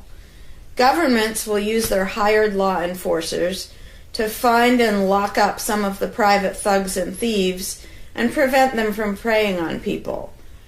But every ruling class gets the money for its operations by way of taxation, demanding money from its subjects and punishing those who don't pay up. Oddly, every ruling class insists that it needs to be able to forcibly control and extort money from people in this way in order to protect them from private criminals who might try to forcibly control and extort them. In contrast, if there is no government, people do not lose their inherent right to defend themselves from violence, or to defend what they have from those who would take it. Every person has this right, and they also have the right to organize and cooperate with each other to exercise that right. Organizing for mutual defense does not require any government-granted laws or authority. No one wants to be attacked or defrauded, and everyone wants to feel safe. Whether each person takes this on himself or herself individually, or whether they hire and organize others to do it on their behalf, it can be done on a voluntary basis. Those who insist that government is necessary often claim that if there wasn't a government, then smaller private gangs would spring up to enslave and rob people. Organized crime gangs exist along with government, and most people do not understand the dynamics between them and how government enriches and empowers organized crime while appearing to fight it. Black markets enrich organized crime, and money allows them to buy government protection. There's no reason to think they would do as well in an environment of freedom, where they would have fewer ways to make money and would be up against both individual and organized armed citizens. A criminal gang that's recognized as such has far less power than a gang whose aggression is perceived to be legitimate and proper. And that's the gang we call government. When thuggery is called law enforcement, and thievery is called taxation, and self-defense is called crime and terrorism, then even the widespread ownership of firearms can't do much to stop the aggression. Imagine a private gang trying to do the things the government does without the aura of authority, and imagine how a well-armed population would respond to this. The gang would fail quickly and dramatically. Another concern that people have when they first consider the idea of a stateless society is that some people are truly malicious, destructive, and sociopathic. The concern is that these people would be free to do anything they wanted and no one would stop them. But this concern is again based on a basic misunderstanding of human nature. Wherever we have a government ruling class, we still have freelance thieves and thugs who are not deterred by the laws of the politicians. In some instances, they're stopped by force by the police, or they decide not to commit a crime for fear of what the police might do to them.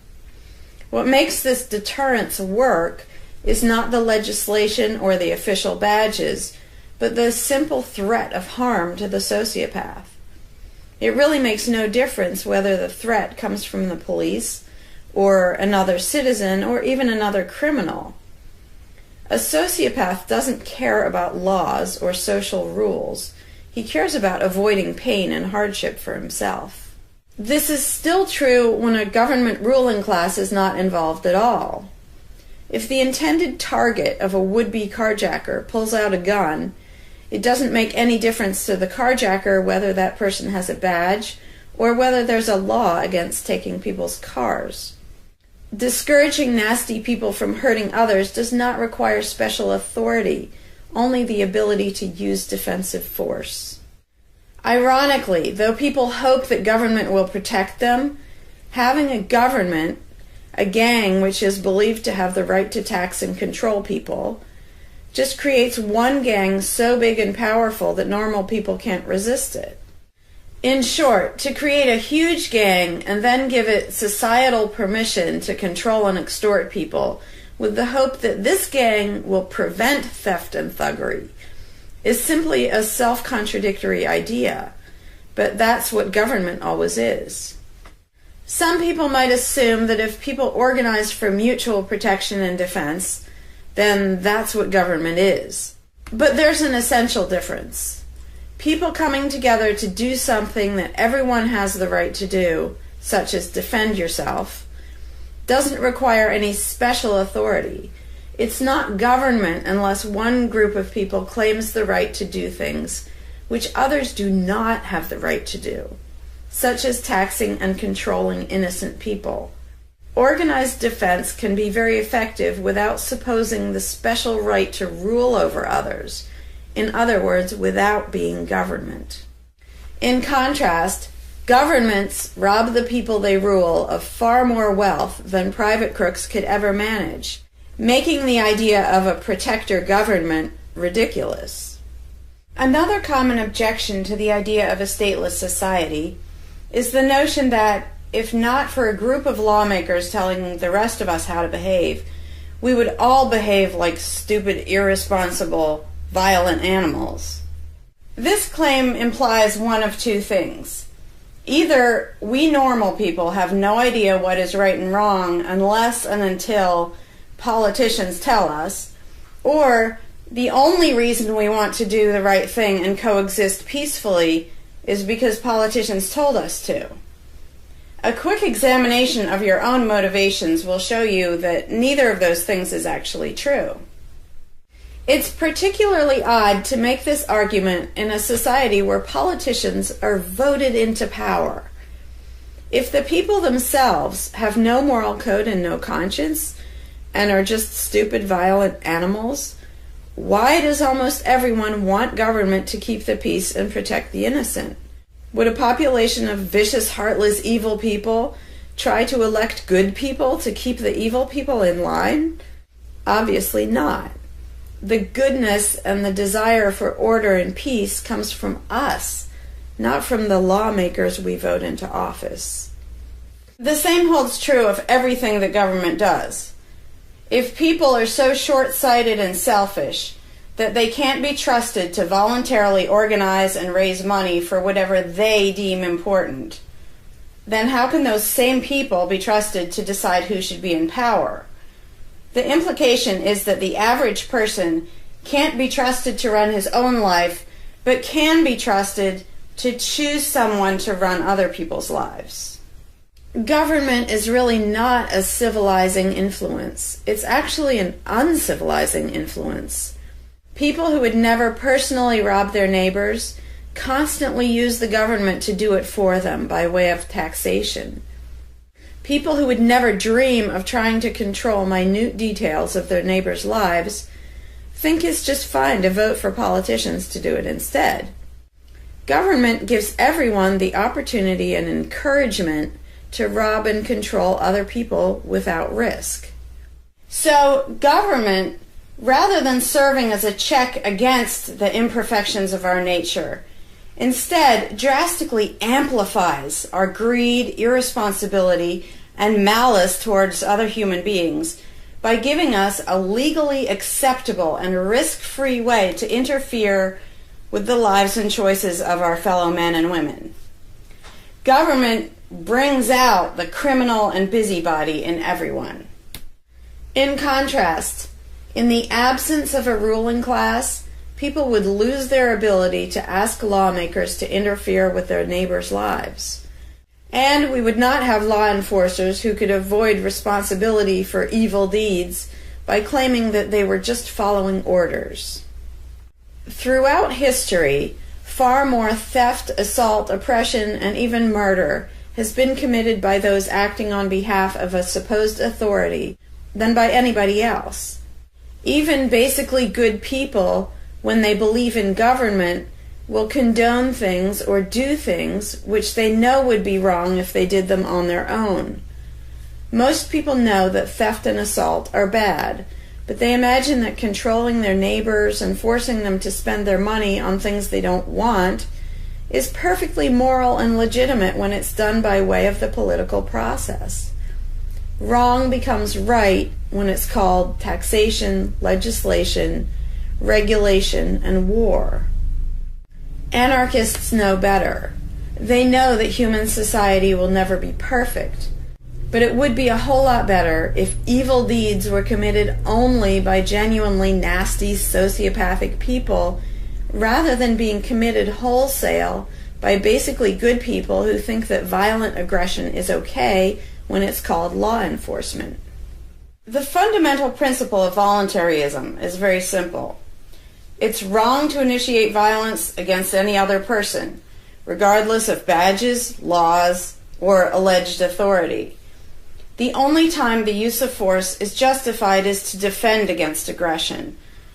Almost everyone understands this on a personal level, but they've been taught that this basic rule of social living does not apply in the game of politics and government. Most people already know how to get along with others, and most people want a peaceful and just society. Our morality doesn't come from politicians making laws.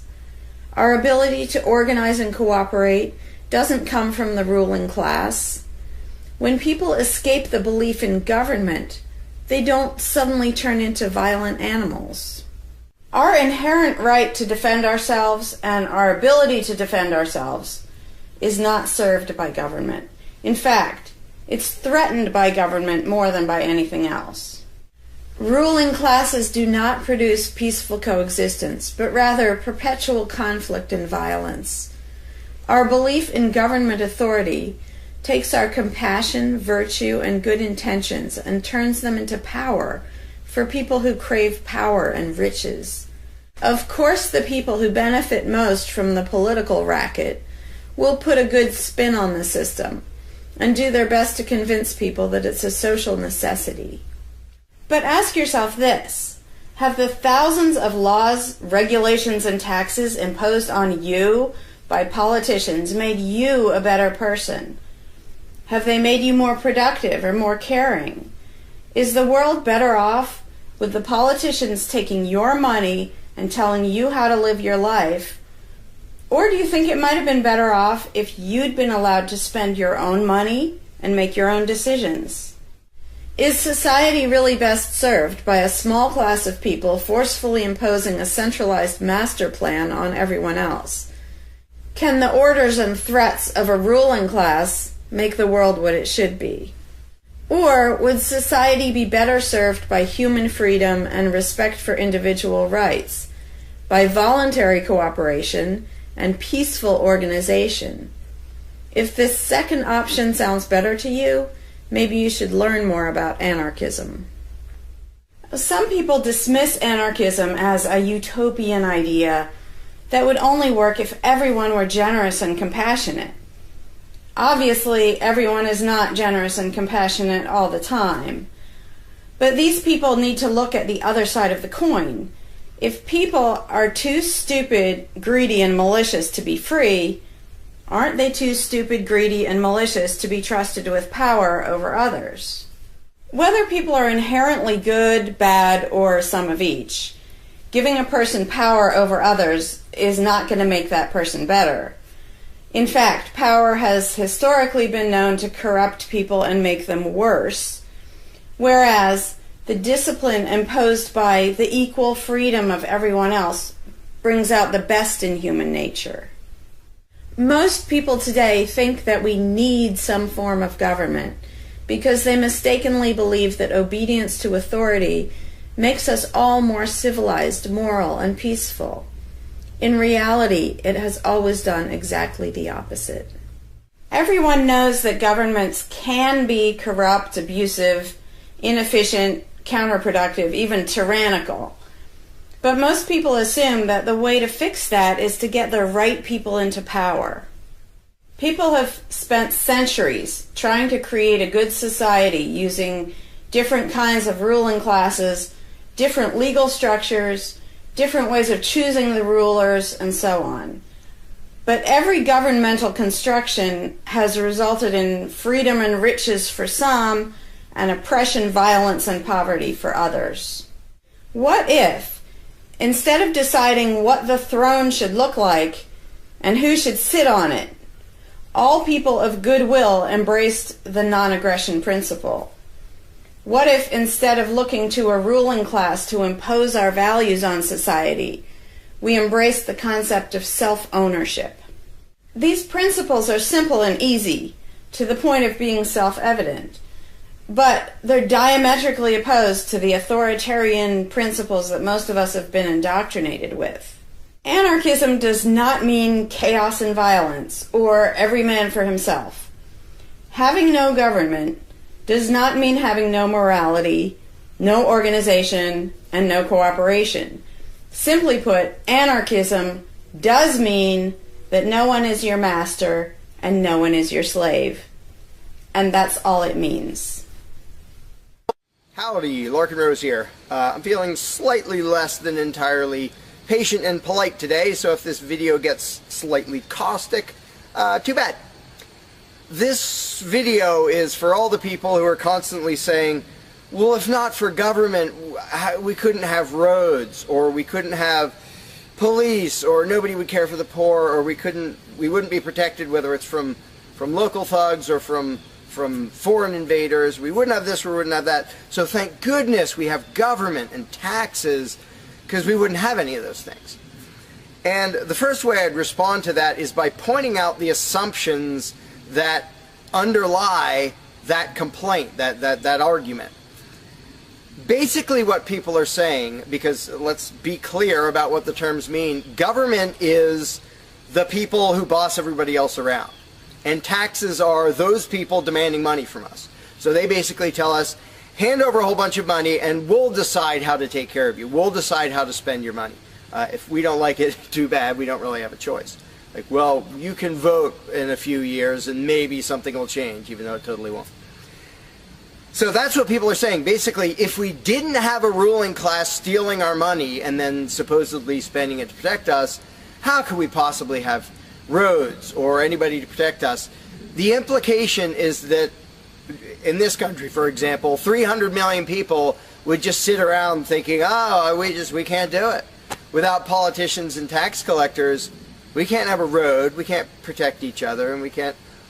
And it rests on this bizarre assumption that things that almost everybody wants, they wouldn't do anything to make happen unless there were politicians forcing us to give them money so they can make it happen. And so an example I like to use is, let's apply the same argument to food, because food is pretty darn important. I think everybody can agree. Let's apply the same argument that statists use about the roads or caring for the poor or protection or anything like that. The argument would go like this. Now, in the context of food, listen how idiotic this is. If we don't have government demanding money from all of us under the threat of caging us, and that's what taxation is, here's the money you have to give us, here's the nasty things we do to you if you don't. If that didn't happen so that they could build a big food production and distribution system and feed us, well, we'd all starve. We'd all just sit around saying, gosh, I wish we had food, but you know, no politicians and tax collectors. We're just going to sit around and starve to death.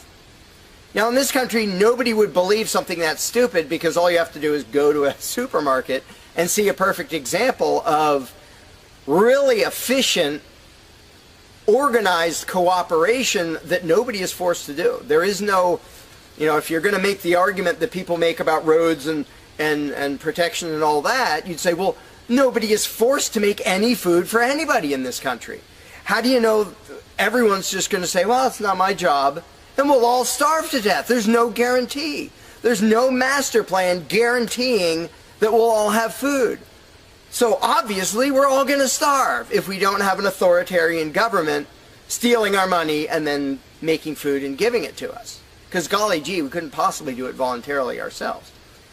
Again, in this country, nobody makes that argument because they see it happening voluntarily. Nobody involved is forced to do that. Nobody is forced to make you a single bite of food. There is no guarantee at all from anybody.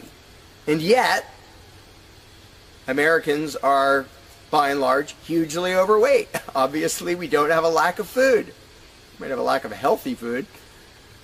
But obviously, we see that example, oh, we can handle that. You know, voluntarily, mutual cooperation, that's fine for food, but for some reason, it's not okay, and we can't even fathom the idea of the exact same thing handling roads, or handling protecting us, or other things that almost everybody wants.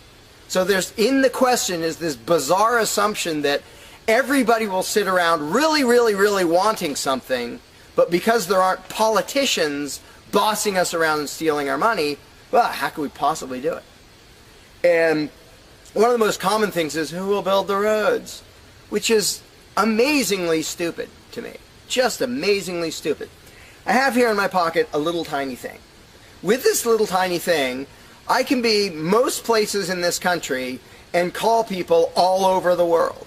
And I own it myself. I'm not anywhere near rich these days, but I own one. Almost everybody I know has one of these. A little thing that can fit in your pocket, and just on a whim, you can open it and talk to somebody who's on the other side of the planet. And there was no coercion. Nobody forced anybody to make one of these. This is the result of voluntary cooperation. And that's it. Free trade. Organization, yeah, good. Cooperation, yeah, good. Coercion, which is what government is, and taxation, which is theft, didn't need that to do this. So what these people are telling me, oh, we wouldn't have roads if we didn't have government, is that somehow free individuals, relatively free, interacting voluntarily can make it so I can talk to almost anybody in the world on a little thing that fits in my pocket on a budget that is not a very good budget at the moment, but I still have one of these. That freedom, not authoritarianism, can supply me with this, but freedom cannot achieve a flat place. Because that's what a road is. It's a flat place. From here to there, because we have these machines that take us from here to there. By the way, we don't have those machines because of government. We have those machines because of free enterprise and voluntary interaction and cooperation.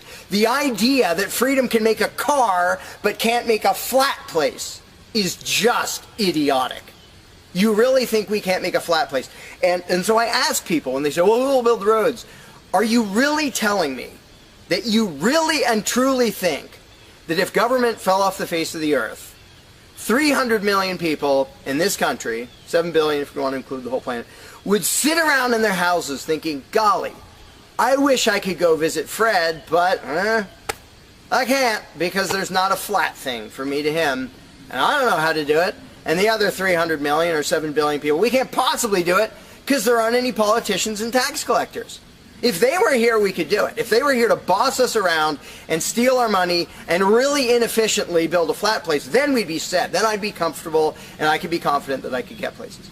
I could visit Fred, I could go shopping, but now we're all going to sit in our houses wishing we could go to the corner store, but we can't because, golly, how could we possibly make a flat place from here to there?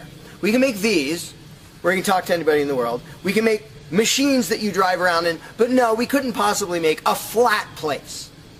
And when people say, well, who will build the roads? The first answer is the same damn people who do it now. Politicians and tax collectors don't build the friggin' roads. Have you ever seen one out there? No, you haven't. They steal our money, waste most of it, do all their corrupt games, and then they pay other people. Here's an idea. How about if we pay those other people who actually build the stinking road?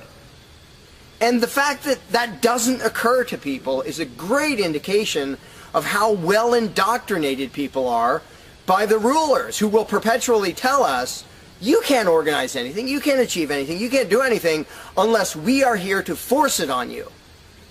And it's, again, there are a zillion examples, whether it's caring for the poor or protection or roads, obviously, where most of the population will say, I'm really concerned that poor people won't be taken care of, which means most of the population wants people in need to be taken care of.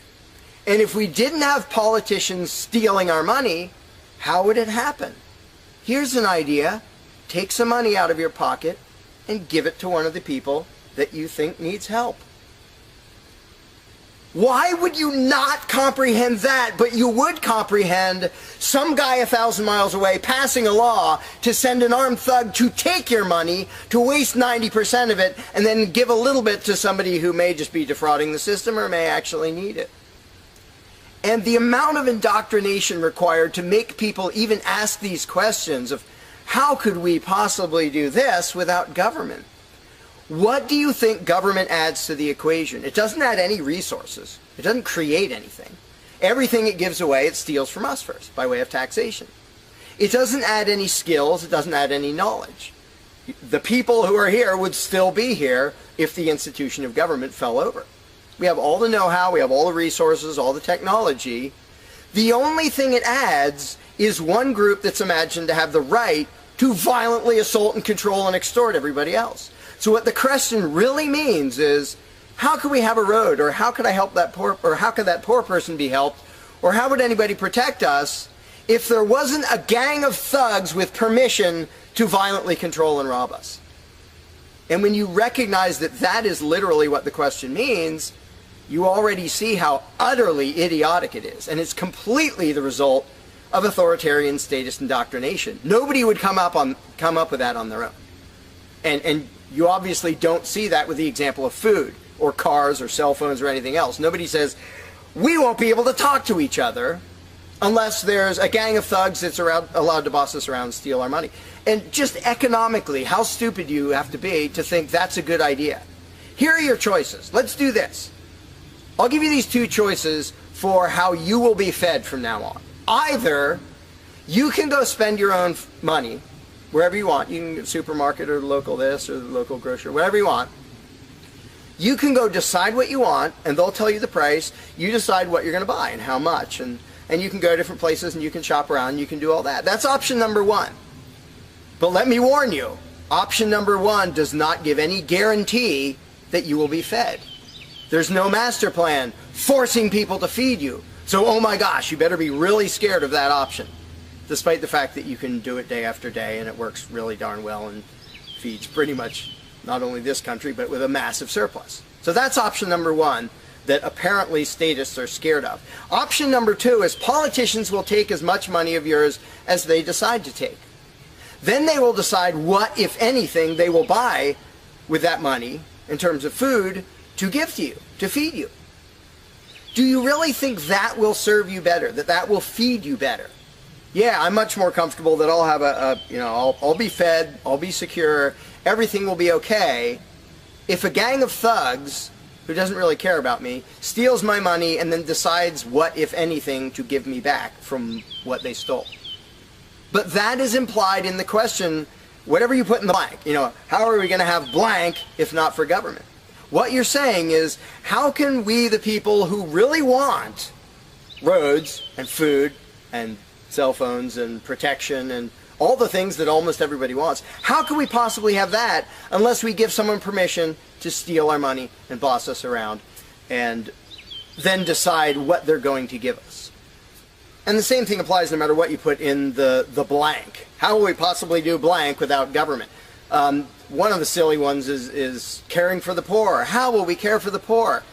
Think of what that means. Like people, when more than half the country votes for a party to take care of the poor, it's more than half of the country saying, we're really concerned and we want to make sure that the less fortunate are taken care of, but we don't believe that normal people acting in freedom will take care of them. Well, if the people didn't care about the poor, they wouldn't win the election. By definition, if you vote for a welfare state, you're an idiot. Because either people are heartless bastards and you're going to lose, or people are compassionate and giving, and you don't need to win. Just give them your stinking money. But people play the game, and that's the Democratic Party lives off of the idiotic notion that you're all so heartless that you should vote for us to steal your money to give to the poor. And half the country falls for it. Yeah, we're all so heartless that we voted you into office for the specific purpose of taking our money to help the less fortunate. That's just freaking brilliant. How about if half the country just gave their stinking money to the less fortunate? And then the less fortunate would all be rich, because it would be 1 trillion times more efficient than the government version of welfare ever is.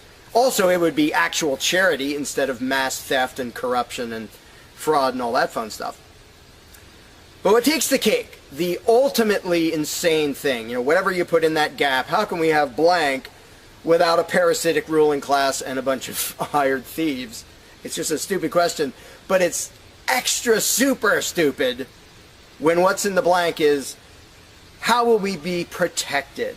Who will protect us from thieves and robbers if we don't have government? It's the most idiotic question. It's also the most frequent question from statists.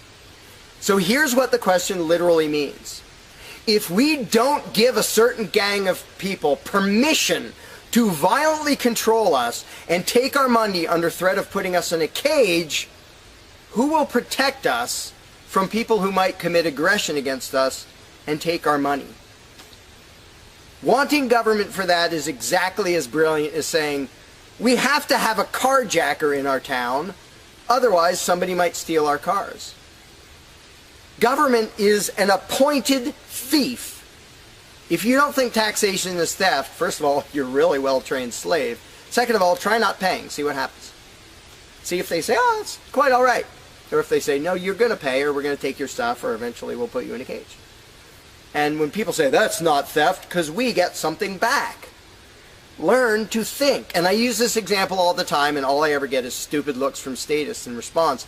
If I robbed you at gunpoint of $100, and the next day I gave you a sandwich, and you said, what? I said, hey, now everything's fine, because you benefited. I gave you a service. I gave you lunch, so that retroactively makes it okay that I robbed you at gunpoint. Would you buy that argument? No, you'd say, that doesn't make it okay.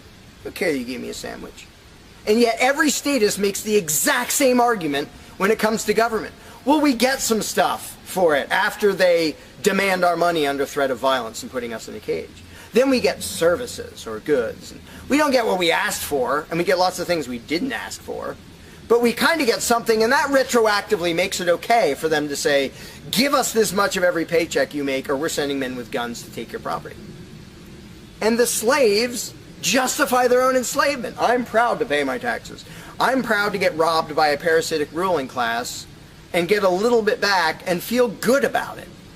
Like, not only is that legitimate and justified, but I feel proud that I let myself get robbed by a bunch of crooks and parasites.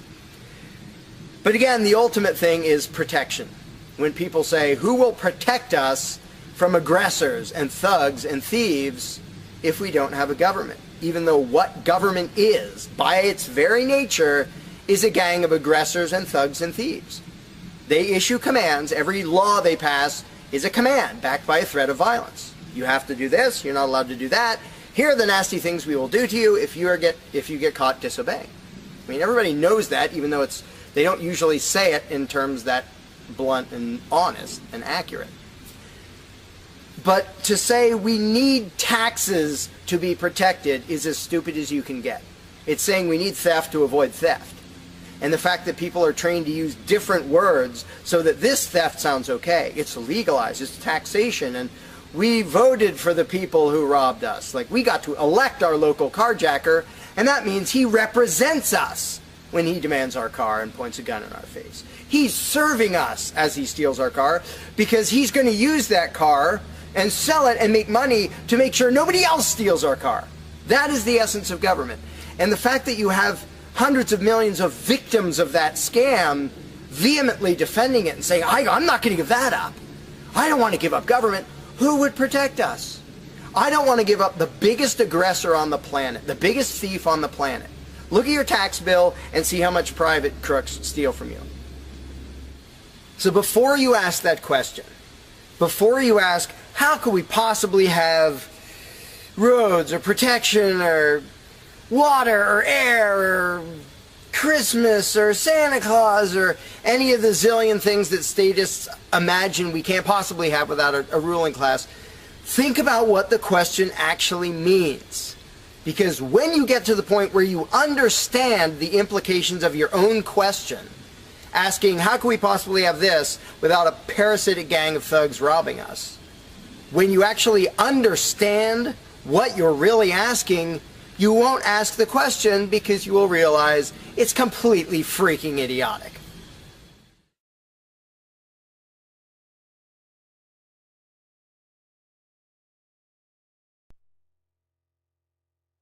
Hey, Larkin Rose here. One of the first things that people are concerned about when they start thinking about a society without a ruling class is, well, what happens to the nasty people? Whether you're talking about people who are just kind of negligent or inconsiderate, play their music too loud at night or leave their trash lying around the woods or whatever it is, all the way up to people who run around attacking and murdering people. So people say, well, what would happen to them? What would we do about that? Some people even go so far as to say, if not for government, there would be nothing to stop people from committing murder and doing whatever other nasty stuff. And it's funny because when somebody says that, there would be no consequences, they could do whatever they wanted and nobody would stop them, the person saying that is implying that he isn't going to do anything. If there's someone running around attacking and murdering innocent people, the guy who said nothing will happen to them, obviously he's not going to do anything or something would happen to them. But not only is he demonstrating his own cowardice when he said there would be nothing to stop murderers, he's also projecting his own immaturity and irresponsibility onto the rest of the world, because he's also saying the other 7 billion people wouldn't do anything about it, which obviously isn't true. I would, wouldn't you? If somebody was running around murdering your neighbors, would you just go, well, there aren't politicians and there's nobody with a badge and we don't have tax collectors and bureaucrats, so oh well, I guess they're just out of luck, they're going to get murdered. And would you not even protect yourself if there wasn't government? Obviously, lots and lots of people, all the sane people, would do whatever they could to protect themselves and defend the innocent. So to say nothing would happen is just really bizarre. And it comes from having a mentality basically of a little kid in a classroom, where the teacher walks out of the room and the kids are just sitting there. We don't know what to do. No authorities telling us what to do. And Johnny's throwing things at me. And there's no teacher to stop him. Ah! Because most people, having been trained into authoritarian mentality, it never occurs to them that they are the ones who should fix anything, who should stop anything. And so when people say, well, what would be done about this and that and the other thing, nasty people doing nasty things, the first thing I ask is, well, what would you do about it? Because people are so into the mentality that there has to be some master plan and some authority who writes down the law of here is what will be done with those people, that people don't think in terms of, well, what would I do about it? Which is why I always ask people, well, what would you do about it? You're a person just as much as me and just as much as the other 7 billion. What would you feel justified in doing if somebody was polluting or playing their music too loud at night or running around murdering people or whatever in between you can think of? Any nasty thing, what would you feel justified in doing about it? Because there's a very basic rule of being a moral human being, which is if it would be wrong for you to do something, don't ask anybody else to do it. And the rule is so simple, so self-evident and obvious that most people will go, well, duh, of course. Trouble is, nobody in the world who believes in government abides by that rule. Nobody. I don't care if you're a constitutionalist, Democrat, Republican, fascist, communist, anything, any kind of statist. There is nobody who believes in government who abides by the most basic rule of morality, which is if it's wrong for you to do something, don't ask somebody else to do it. Because every single candidate, every party, every government always does things that the voters know they themselves have no right to do. And to say something like, well, I'm voting for the guy who's going to tax you less. Well, do you have the right to rob me a little bit less than the other guy? No, you don't. So telling me that, well, somebody was going to rob you more, but I voted for the guy to rob you a little bit less. You are still violating the basic rule of being a human being. If it's wrong for you, don't ask somebody else to do it. Well, that's kind of the second basic rule, the first one being the non-aggression principle. And they actually go together quite well. But when people are in the mindset that there's going to be some major centralized plan to deal with whatever, polluters or people who play their music too loud or murderers or whatever else, they have to get out of that mindset. They have to start to think that maybe they are among the people who have to do something about it. So instead of saying, what will be done about such and such, well, what will you do about it? What should I do about it? And this doesn't magically make all the problems go away, but the actual practical challenge of dealing with most disputes is trivial compared to the challenge of getting people to think like responsible adults, where they start to think, well, maybe it's up to me. And a while back I did little events called Escaping the Myth, and one of the little mental exercises I did with these little groups of people is, imagine we're on an island and we're it. There's no government, there's no authority, there's nobody with a badge, and one of us is running around stealing stuff from other people. He's not killing anybody, but he's stealing stuff. What are we going to do about it? We normal people. There's not a legislature, there's not 911 to call, there's nobody with a badge, it's just people. And so with that specific example, I would ask people, so what do we do? And just off the top of their heads, everybody comes up with solutions that are way better than what government ever does. First of all, every government solution is, all right, step one, I get to rob everybody. That's the government solution. Well, we're going to tax everybody so we have the resources to stop that other robber. Well, in the island scenario, nobody is stupid enough or insane enough to start with that, to say, well, let's see, so somebody's stealing our stuff. Okay, first, I get to rob all of you so that I have the resources to protect you from him. Nobody is that insane. Everybody is insane enough to believe that who believes in government. And I did for many years. I was stupid enough to actually think that it was rational and moral to advocate mass extortion in order to protect people. And that's just stupid. So I just believed something insanely stupid for a very long time. Most of the world still believes that. But in a setting where people are put on the spot and they're responsible for what happens, they don't do that. They don't say, well, I get to boss everybody around and take their money. Nobody does that. So to me, the challenge is not even coming up with specific solutions to every imaginable dispute or problem, which I don't pretend to know how everything's going to turn out. And I don't intend to be emperor of anarchy. I'm not going to be in charge of the world. But getting people to the mindset where it's up to them, where there's just people, we're it. No legislatures, no people with badges, no authority, we're just people. Suddenly people are way better at solving problems and making things work.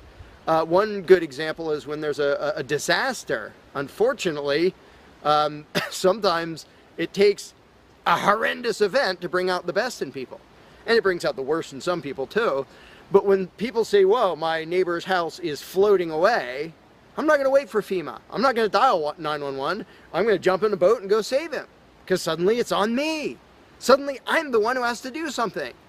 And when it occurs to people that they're the ones who have to do something, and unfortunately, usually that only happens in a complete disaster area, when it occurs to people and they suddenly take on the responsibility and start to think like adults, their solutions are generally a lot better than any government solutions and ever are. But to get to that mentality, people have to shift from the authoritarian mindset to the mindset of a self-owning individual who realizes there is nothing above me.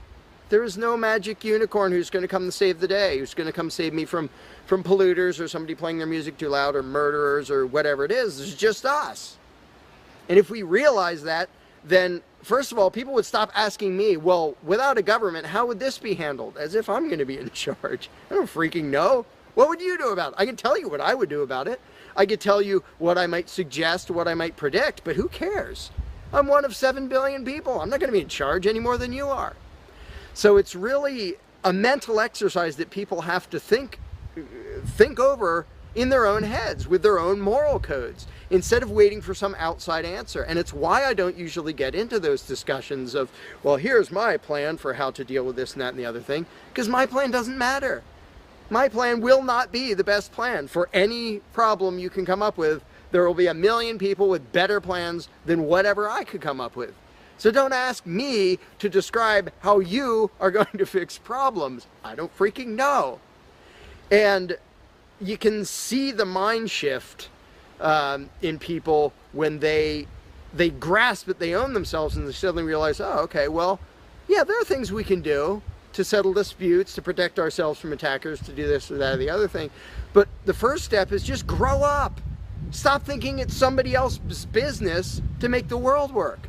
Well, how will the poor be cared for? I don't know. What are you going to do? Well, how will we be protected from this? I don't know. What are you going to do about it? And it is inconvenient. It's inconvenient to be a free person where you can't just be a kid in a classroom whining to the teacher to save the day and fix everything and make everything work, where you actually have to be a responsible adult. And that's one of the main reasons why people like the belief in authority, because then they can live with the lie that all they have to do is obey and do as they're told and everything will be okay. First of all, no, it won't be okay. Second of all, you're not even being a human being. You just threw your free will out the window and became somebody's slave in the hopes that that would help humanity. It doesn't help humanity for you to be a slave. It doesn't help humanity for everybody else to be a slave.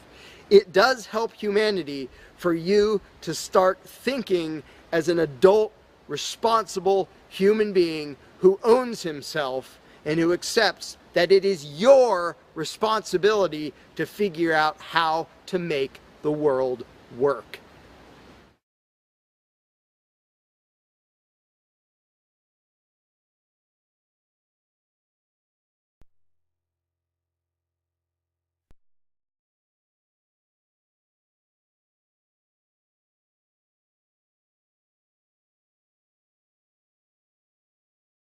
You cannot begin to imagine in how many ways the world is the opposite of what you have been taught to believe.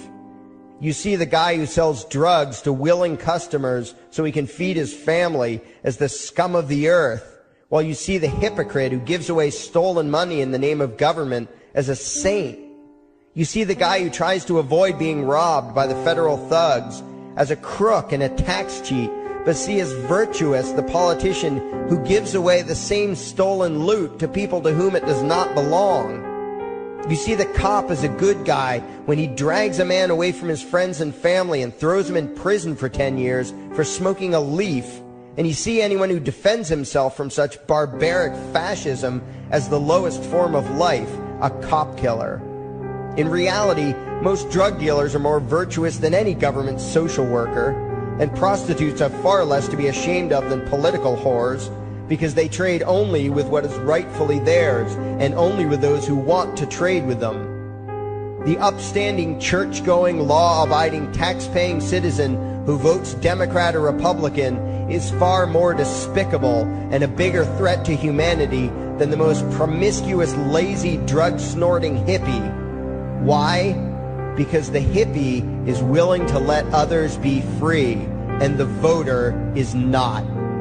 The damage done to society by bad habits and loose morality is nothing compared to the damage done to society by the self-righteous violence committed in the name of the state.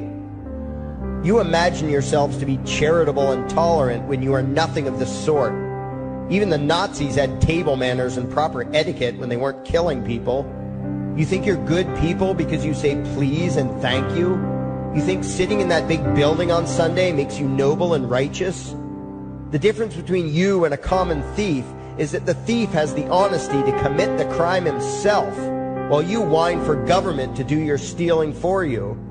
The difference between you and the street thug is that the thug is open about the violence he commits, while you let others forcibly control your neighbors on your behalf. You advocate theft, harassment, assault, and even murder, but accept no responsibility for doing so. You old folks want the government to steal from your kids so you can get your monthly check. You parents want all your neighbors to be robbed to pay for your kids' schooling. You all vote for whichever crook promises to steal money from other people to pay for what you want. You demand that those people who engage in behaviors you don't approve of be dragged off and locked up, but feel no guilt for the countless lives your whims have destroyed. You even call the government thugs your representatives, and yet you never take responsibility for the evil they commit. You proudly support the troops as they kill whomever the liars in D.C. tell them to kill, and you feel good about it. You call yourselves Christians or Jews or claim to follow some other religion, but the truth is what you call your religion is empty window dressing. What you truly worship, the God you really bow to, what you really believe in is the state. Thou shalt not steal, thou shalt not murder, unless you can do it by way of government. Then it's just fine, isn't it? If you call it taxation and war, it stops being a sin, right? After all, it was only your God that said you shouldn't steal and murder, but the state said it was okay. It's pretty obvious which one outranks the other in your minds. Despite all the churches, synagogues, and mosques we see around us, this nation has one God and only one God, and that God is called government. Jesus taught nonviolence and told you to love your neighbor, but the state encourages you to vote for people who will use the violence of government to butt into every aspect of everyone else's life. Which do you believe? To those about to stone a woman who had committed adultery, Jesus said, "Let him who is without sin cast the first stone." But the state says it's perfectly fine to lock someone up if they do something you find distasteful, such as prostitution. Which do you believe? The Christian God says, "Thou shalt not covet," but coveting is the lifeblood of the beast that is the state. You are taught to resent, despise, and hate anyone who has anything you don't have. You clamor for the state to tear other people down, steal their property, and give it to you. And you call that fairness. The Bible calls it coveting and stealing. You are not Christians. You are not Jews. You are not Muslims. And you certainly aren't atheists. You all have the same God, and its name is government. You're all members of the most evil, insane, destructive cult in history. If there ever was a devil, the state is it, and you worship it with all your heart and soul. You pray to it to solve every problem, to satisfy all your needs, to smite your enemies, and to shower its blessings upon you. You worship what Nietzsche called the coldest of all cold monsters, and you hate those of us who don't. To you, the greatest sin is disobeying your God, breaking the law, you call it, as if anyone could possibly have any moral obligation to obey the arbitrary commands and demands of the corrupt, lying, delusional megalomaniacs who infest this despicable town. Even your ministers, priests, and rabbis, more often than not, are traitors to their own religions, teaching that the commands of human authority should supersede adherence to the laws of the gods they say they believe in. Several years ago, I heard one pompous evangelical jackass in particular pontificating on the radio that anyone who disobeys the civil authority, be it a king or any other government, is engaging in rebellion against God. Those were the exact words he used. What if the government is doing something wrong? Well, this salesman for Satan opined, that is the business of those in government. and you are still obligated to obey. Everywhere you turn, be it the state or the church, the media or the schools, you are taught one thing above all else: the virtue of subjugating yourselves to mortals who claim to have the right to rule you.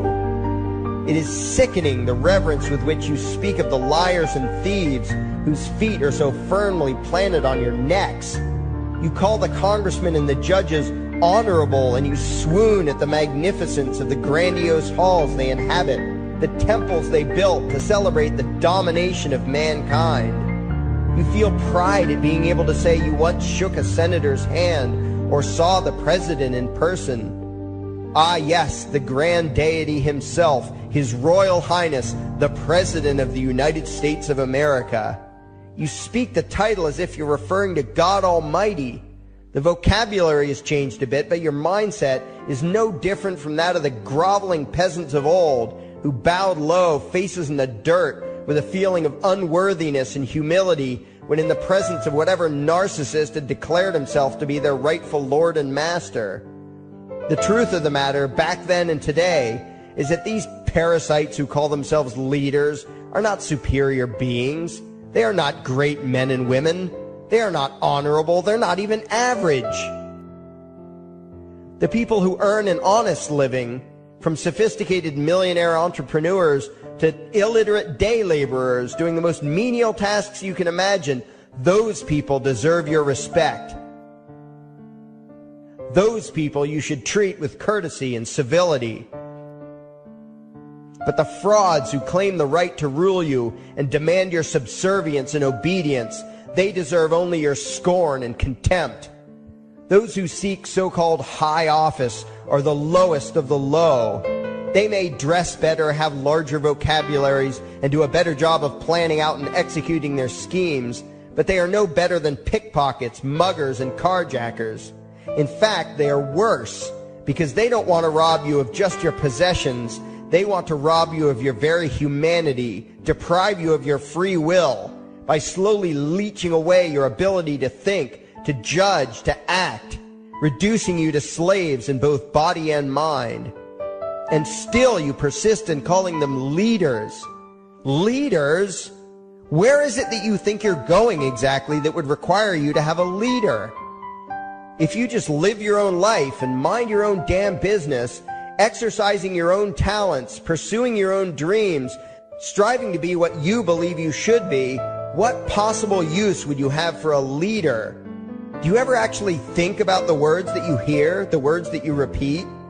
You parrot oxymoronic terms such as the leader of the free world, even pretending for a moment that there is some huge journey or some giant battle that everyone in the entire nation is undertaking together that would require a leader. Why would you ever think, even for a moment, that the crooks that infest this town are the sort of people you should listen to or emulate or follow anywhere? Somewhere inside your mostly dormant brains, you know full well that politicians are all corrupt liars and thieves, opportunistic con men, exploiters, and fearmongers. You know all this, and yet you still speak as if you are the ones who are the stupid, vicious animals, while the politicians are the great, wise role models, teachers, and leaders without whom civilization could not exist. You think these crooks are the ones who make civilization possible? What belief could be more absurd? Yet when they do their pseudo-religious rituals, deciding how to control you this week, you still call it law, and continue to treat their arbitrary demands as if they were moral decrees from the gods that no decent person would ever consider disobeying. You have become so thoroughly indoctrinated into the cult of state worship that you are truly shocked when the occasional sane person states the bleeding obvious. The mere fact that the political crooks wrote something down and declared their threats to be law does not mean that any human being anywhere has the slightest moral obligation to obey. Every moment of every day, in every location and every situation, you have a moral obligation to do what you deem to be right, not what some delusional bloated windbag says is legal. And that requires you to first determine right and wrong for yourself, a responsibility you spend much time and effort trying to dodge. You proclaim how proud you are to be law-abiding citizens and express your utter contempt for anyone who considers himself above your so-called laws. Laws that are nothing more than the selfish whims of tyrants and thieves. The word crime once meant an act harmful to another person. Now it means disobedience to any one of the myriad of arbitrary commands coming from a parasitical criminal class. To you, the term crime is nearly synonymous with the word sin, implying that the ones whose commands are being disobeyed must be something akin to gods, when in truth they are more akin to leeches. The very phrase, taking the law into your own hands, perfectly expresses what a sacrilege it is in your eyes for a mere human being to take upon himself the responsibility to judge right from wrong and to act accordingly, instead of doing what you do, unthinkingly obeying whatever capricious commands this cesspool of maggots spews forth. You glorify this criminal class as lawmakers and believe that no one is lower than a lawbreaker, someone who would dare disobey the politicians. Likewise, you speak with pious reverence of law enforcers, those who forcibly impose the politicians' every whim upon the rest of us. When the state uses violence, you imagine it to be inherently righteous and just, and if anyone resists, they are, in your eyes, contemptible lowlifes, lawless terrorist criminals. Like the lawless terrorist criminals who helped slaves escape the plantations. Like the lawless terrorist criminals who helped Jews escape the killing machine of the Third Reich. Like the lawless terrorist criminals who were crushed to death under the tanks of the Red Chinese government in Tiananmen Square. Like all the lawless terrorist criminals in history who had the courage to disobey the never-ending stream of tyrants and oppressors who have called their violence authority and law.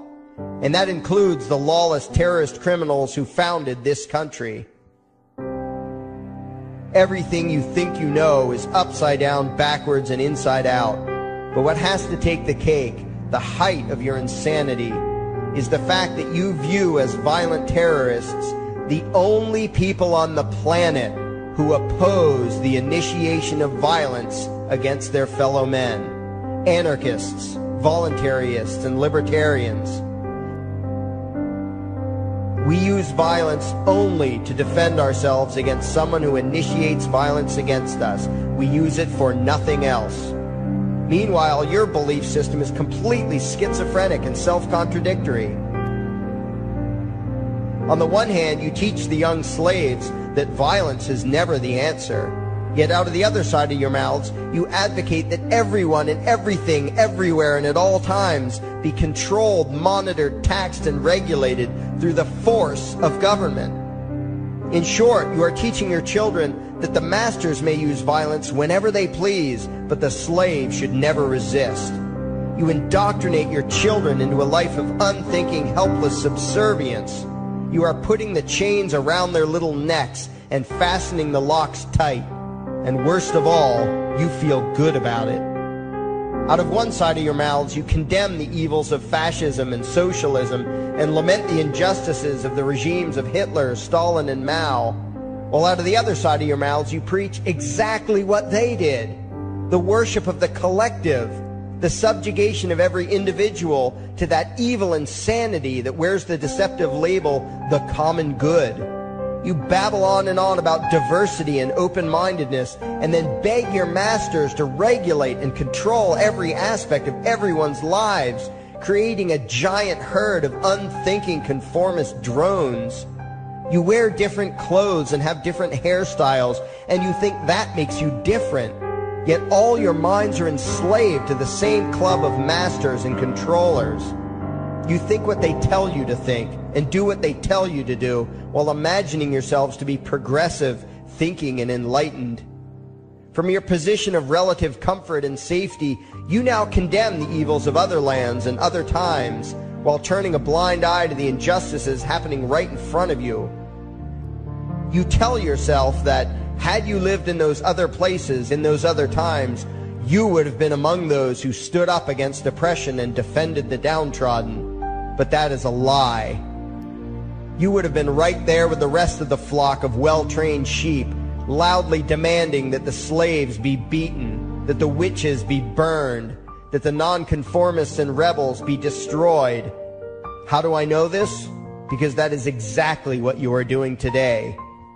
Today's injustices and oppressions are fashionable and popular, and those who resist them, you tell yourselves, are just malcontents and freaks, people whose rights don't matter, people who deserve to be crushed under the boot of authority.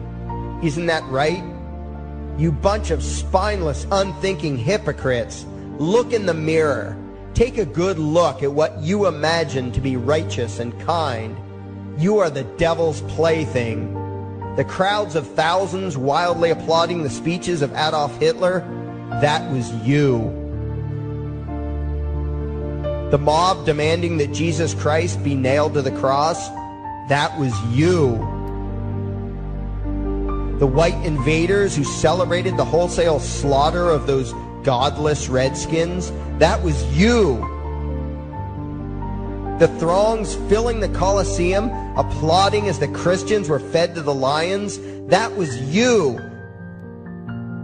Throughout history, the perpetual suffering and injustice occurring on an incomprehensible scale, it was all because of people just like you. The well-trained, thoroughly indoctrinated conformists, the people who do as they're told, who proudly bow to their masters, who follow the crowd, believing what everyone else believes and thinking whatever authority tells them to think. That is you. And your ignorance is not because the truth is not available to you. There have been radicals preaching it for thousands of years. No, you are ignorant because you shun the truth with all your heart and soul. You close your eyes and run away when a hint of reality lands in front of you. You condemn as extremists and fringe kooks those who try to show you the chains you wear because you don't want to be free. You don't even want to be human. Responsibility and reality scare the hell out of you, so you cling tightly to your own enslavement and lash out at any who seek to free you from it. When someone opens the door to your cage, you cower back in the corner and yell, "Close it, close it." Well, some of us are finished with trying to save you. We've wasted enough effort trying to convince you that you should be free. All you ever do is spout back what your masters have taught you, that being free only leads to chaos and destruction, while being obedient and subservient leads to peace and prosperity. There are none so blind as those who will not see. And you nation of sheep, would rather die than see the truth.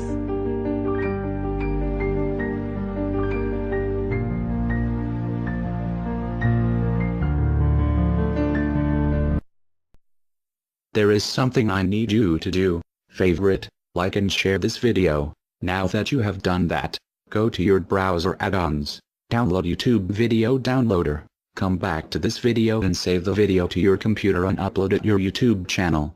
Use a different title than the one used for this video. Please follow those instructions and add the video on your YouTube channel to help spread the message.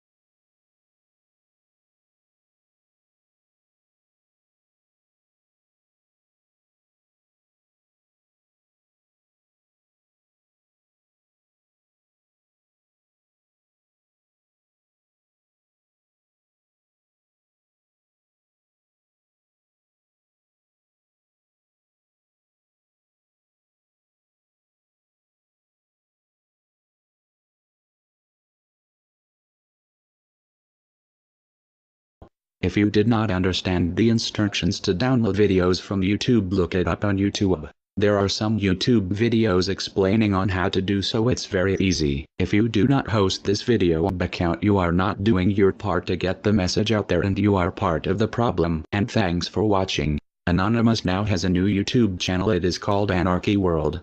To find our new YouTube channel, you need to type in Anarchy World in the official YouTube search bar. There are no spaces in Anarchy World. Do not type it in the address bar because you will find a different YouTube channel called Anarchy World.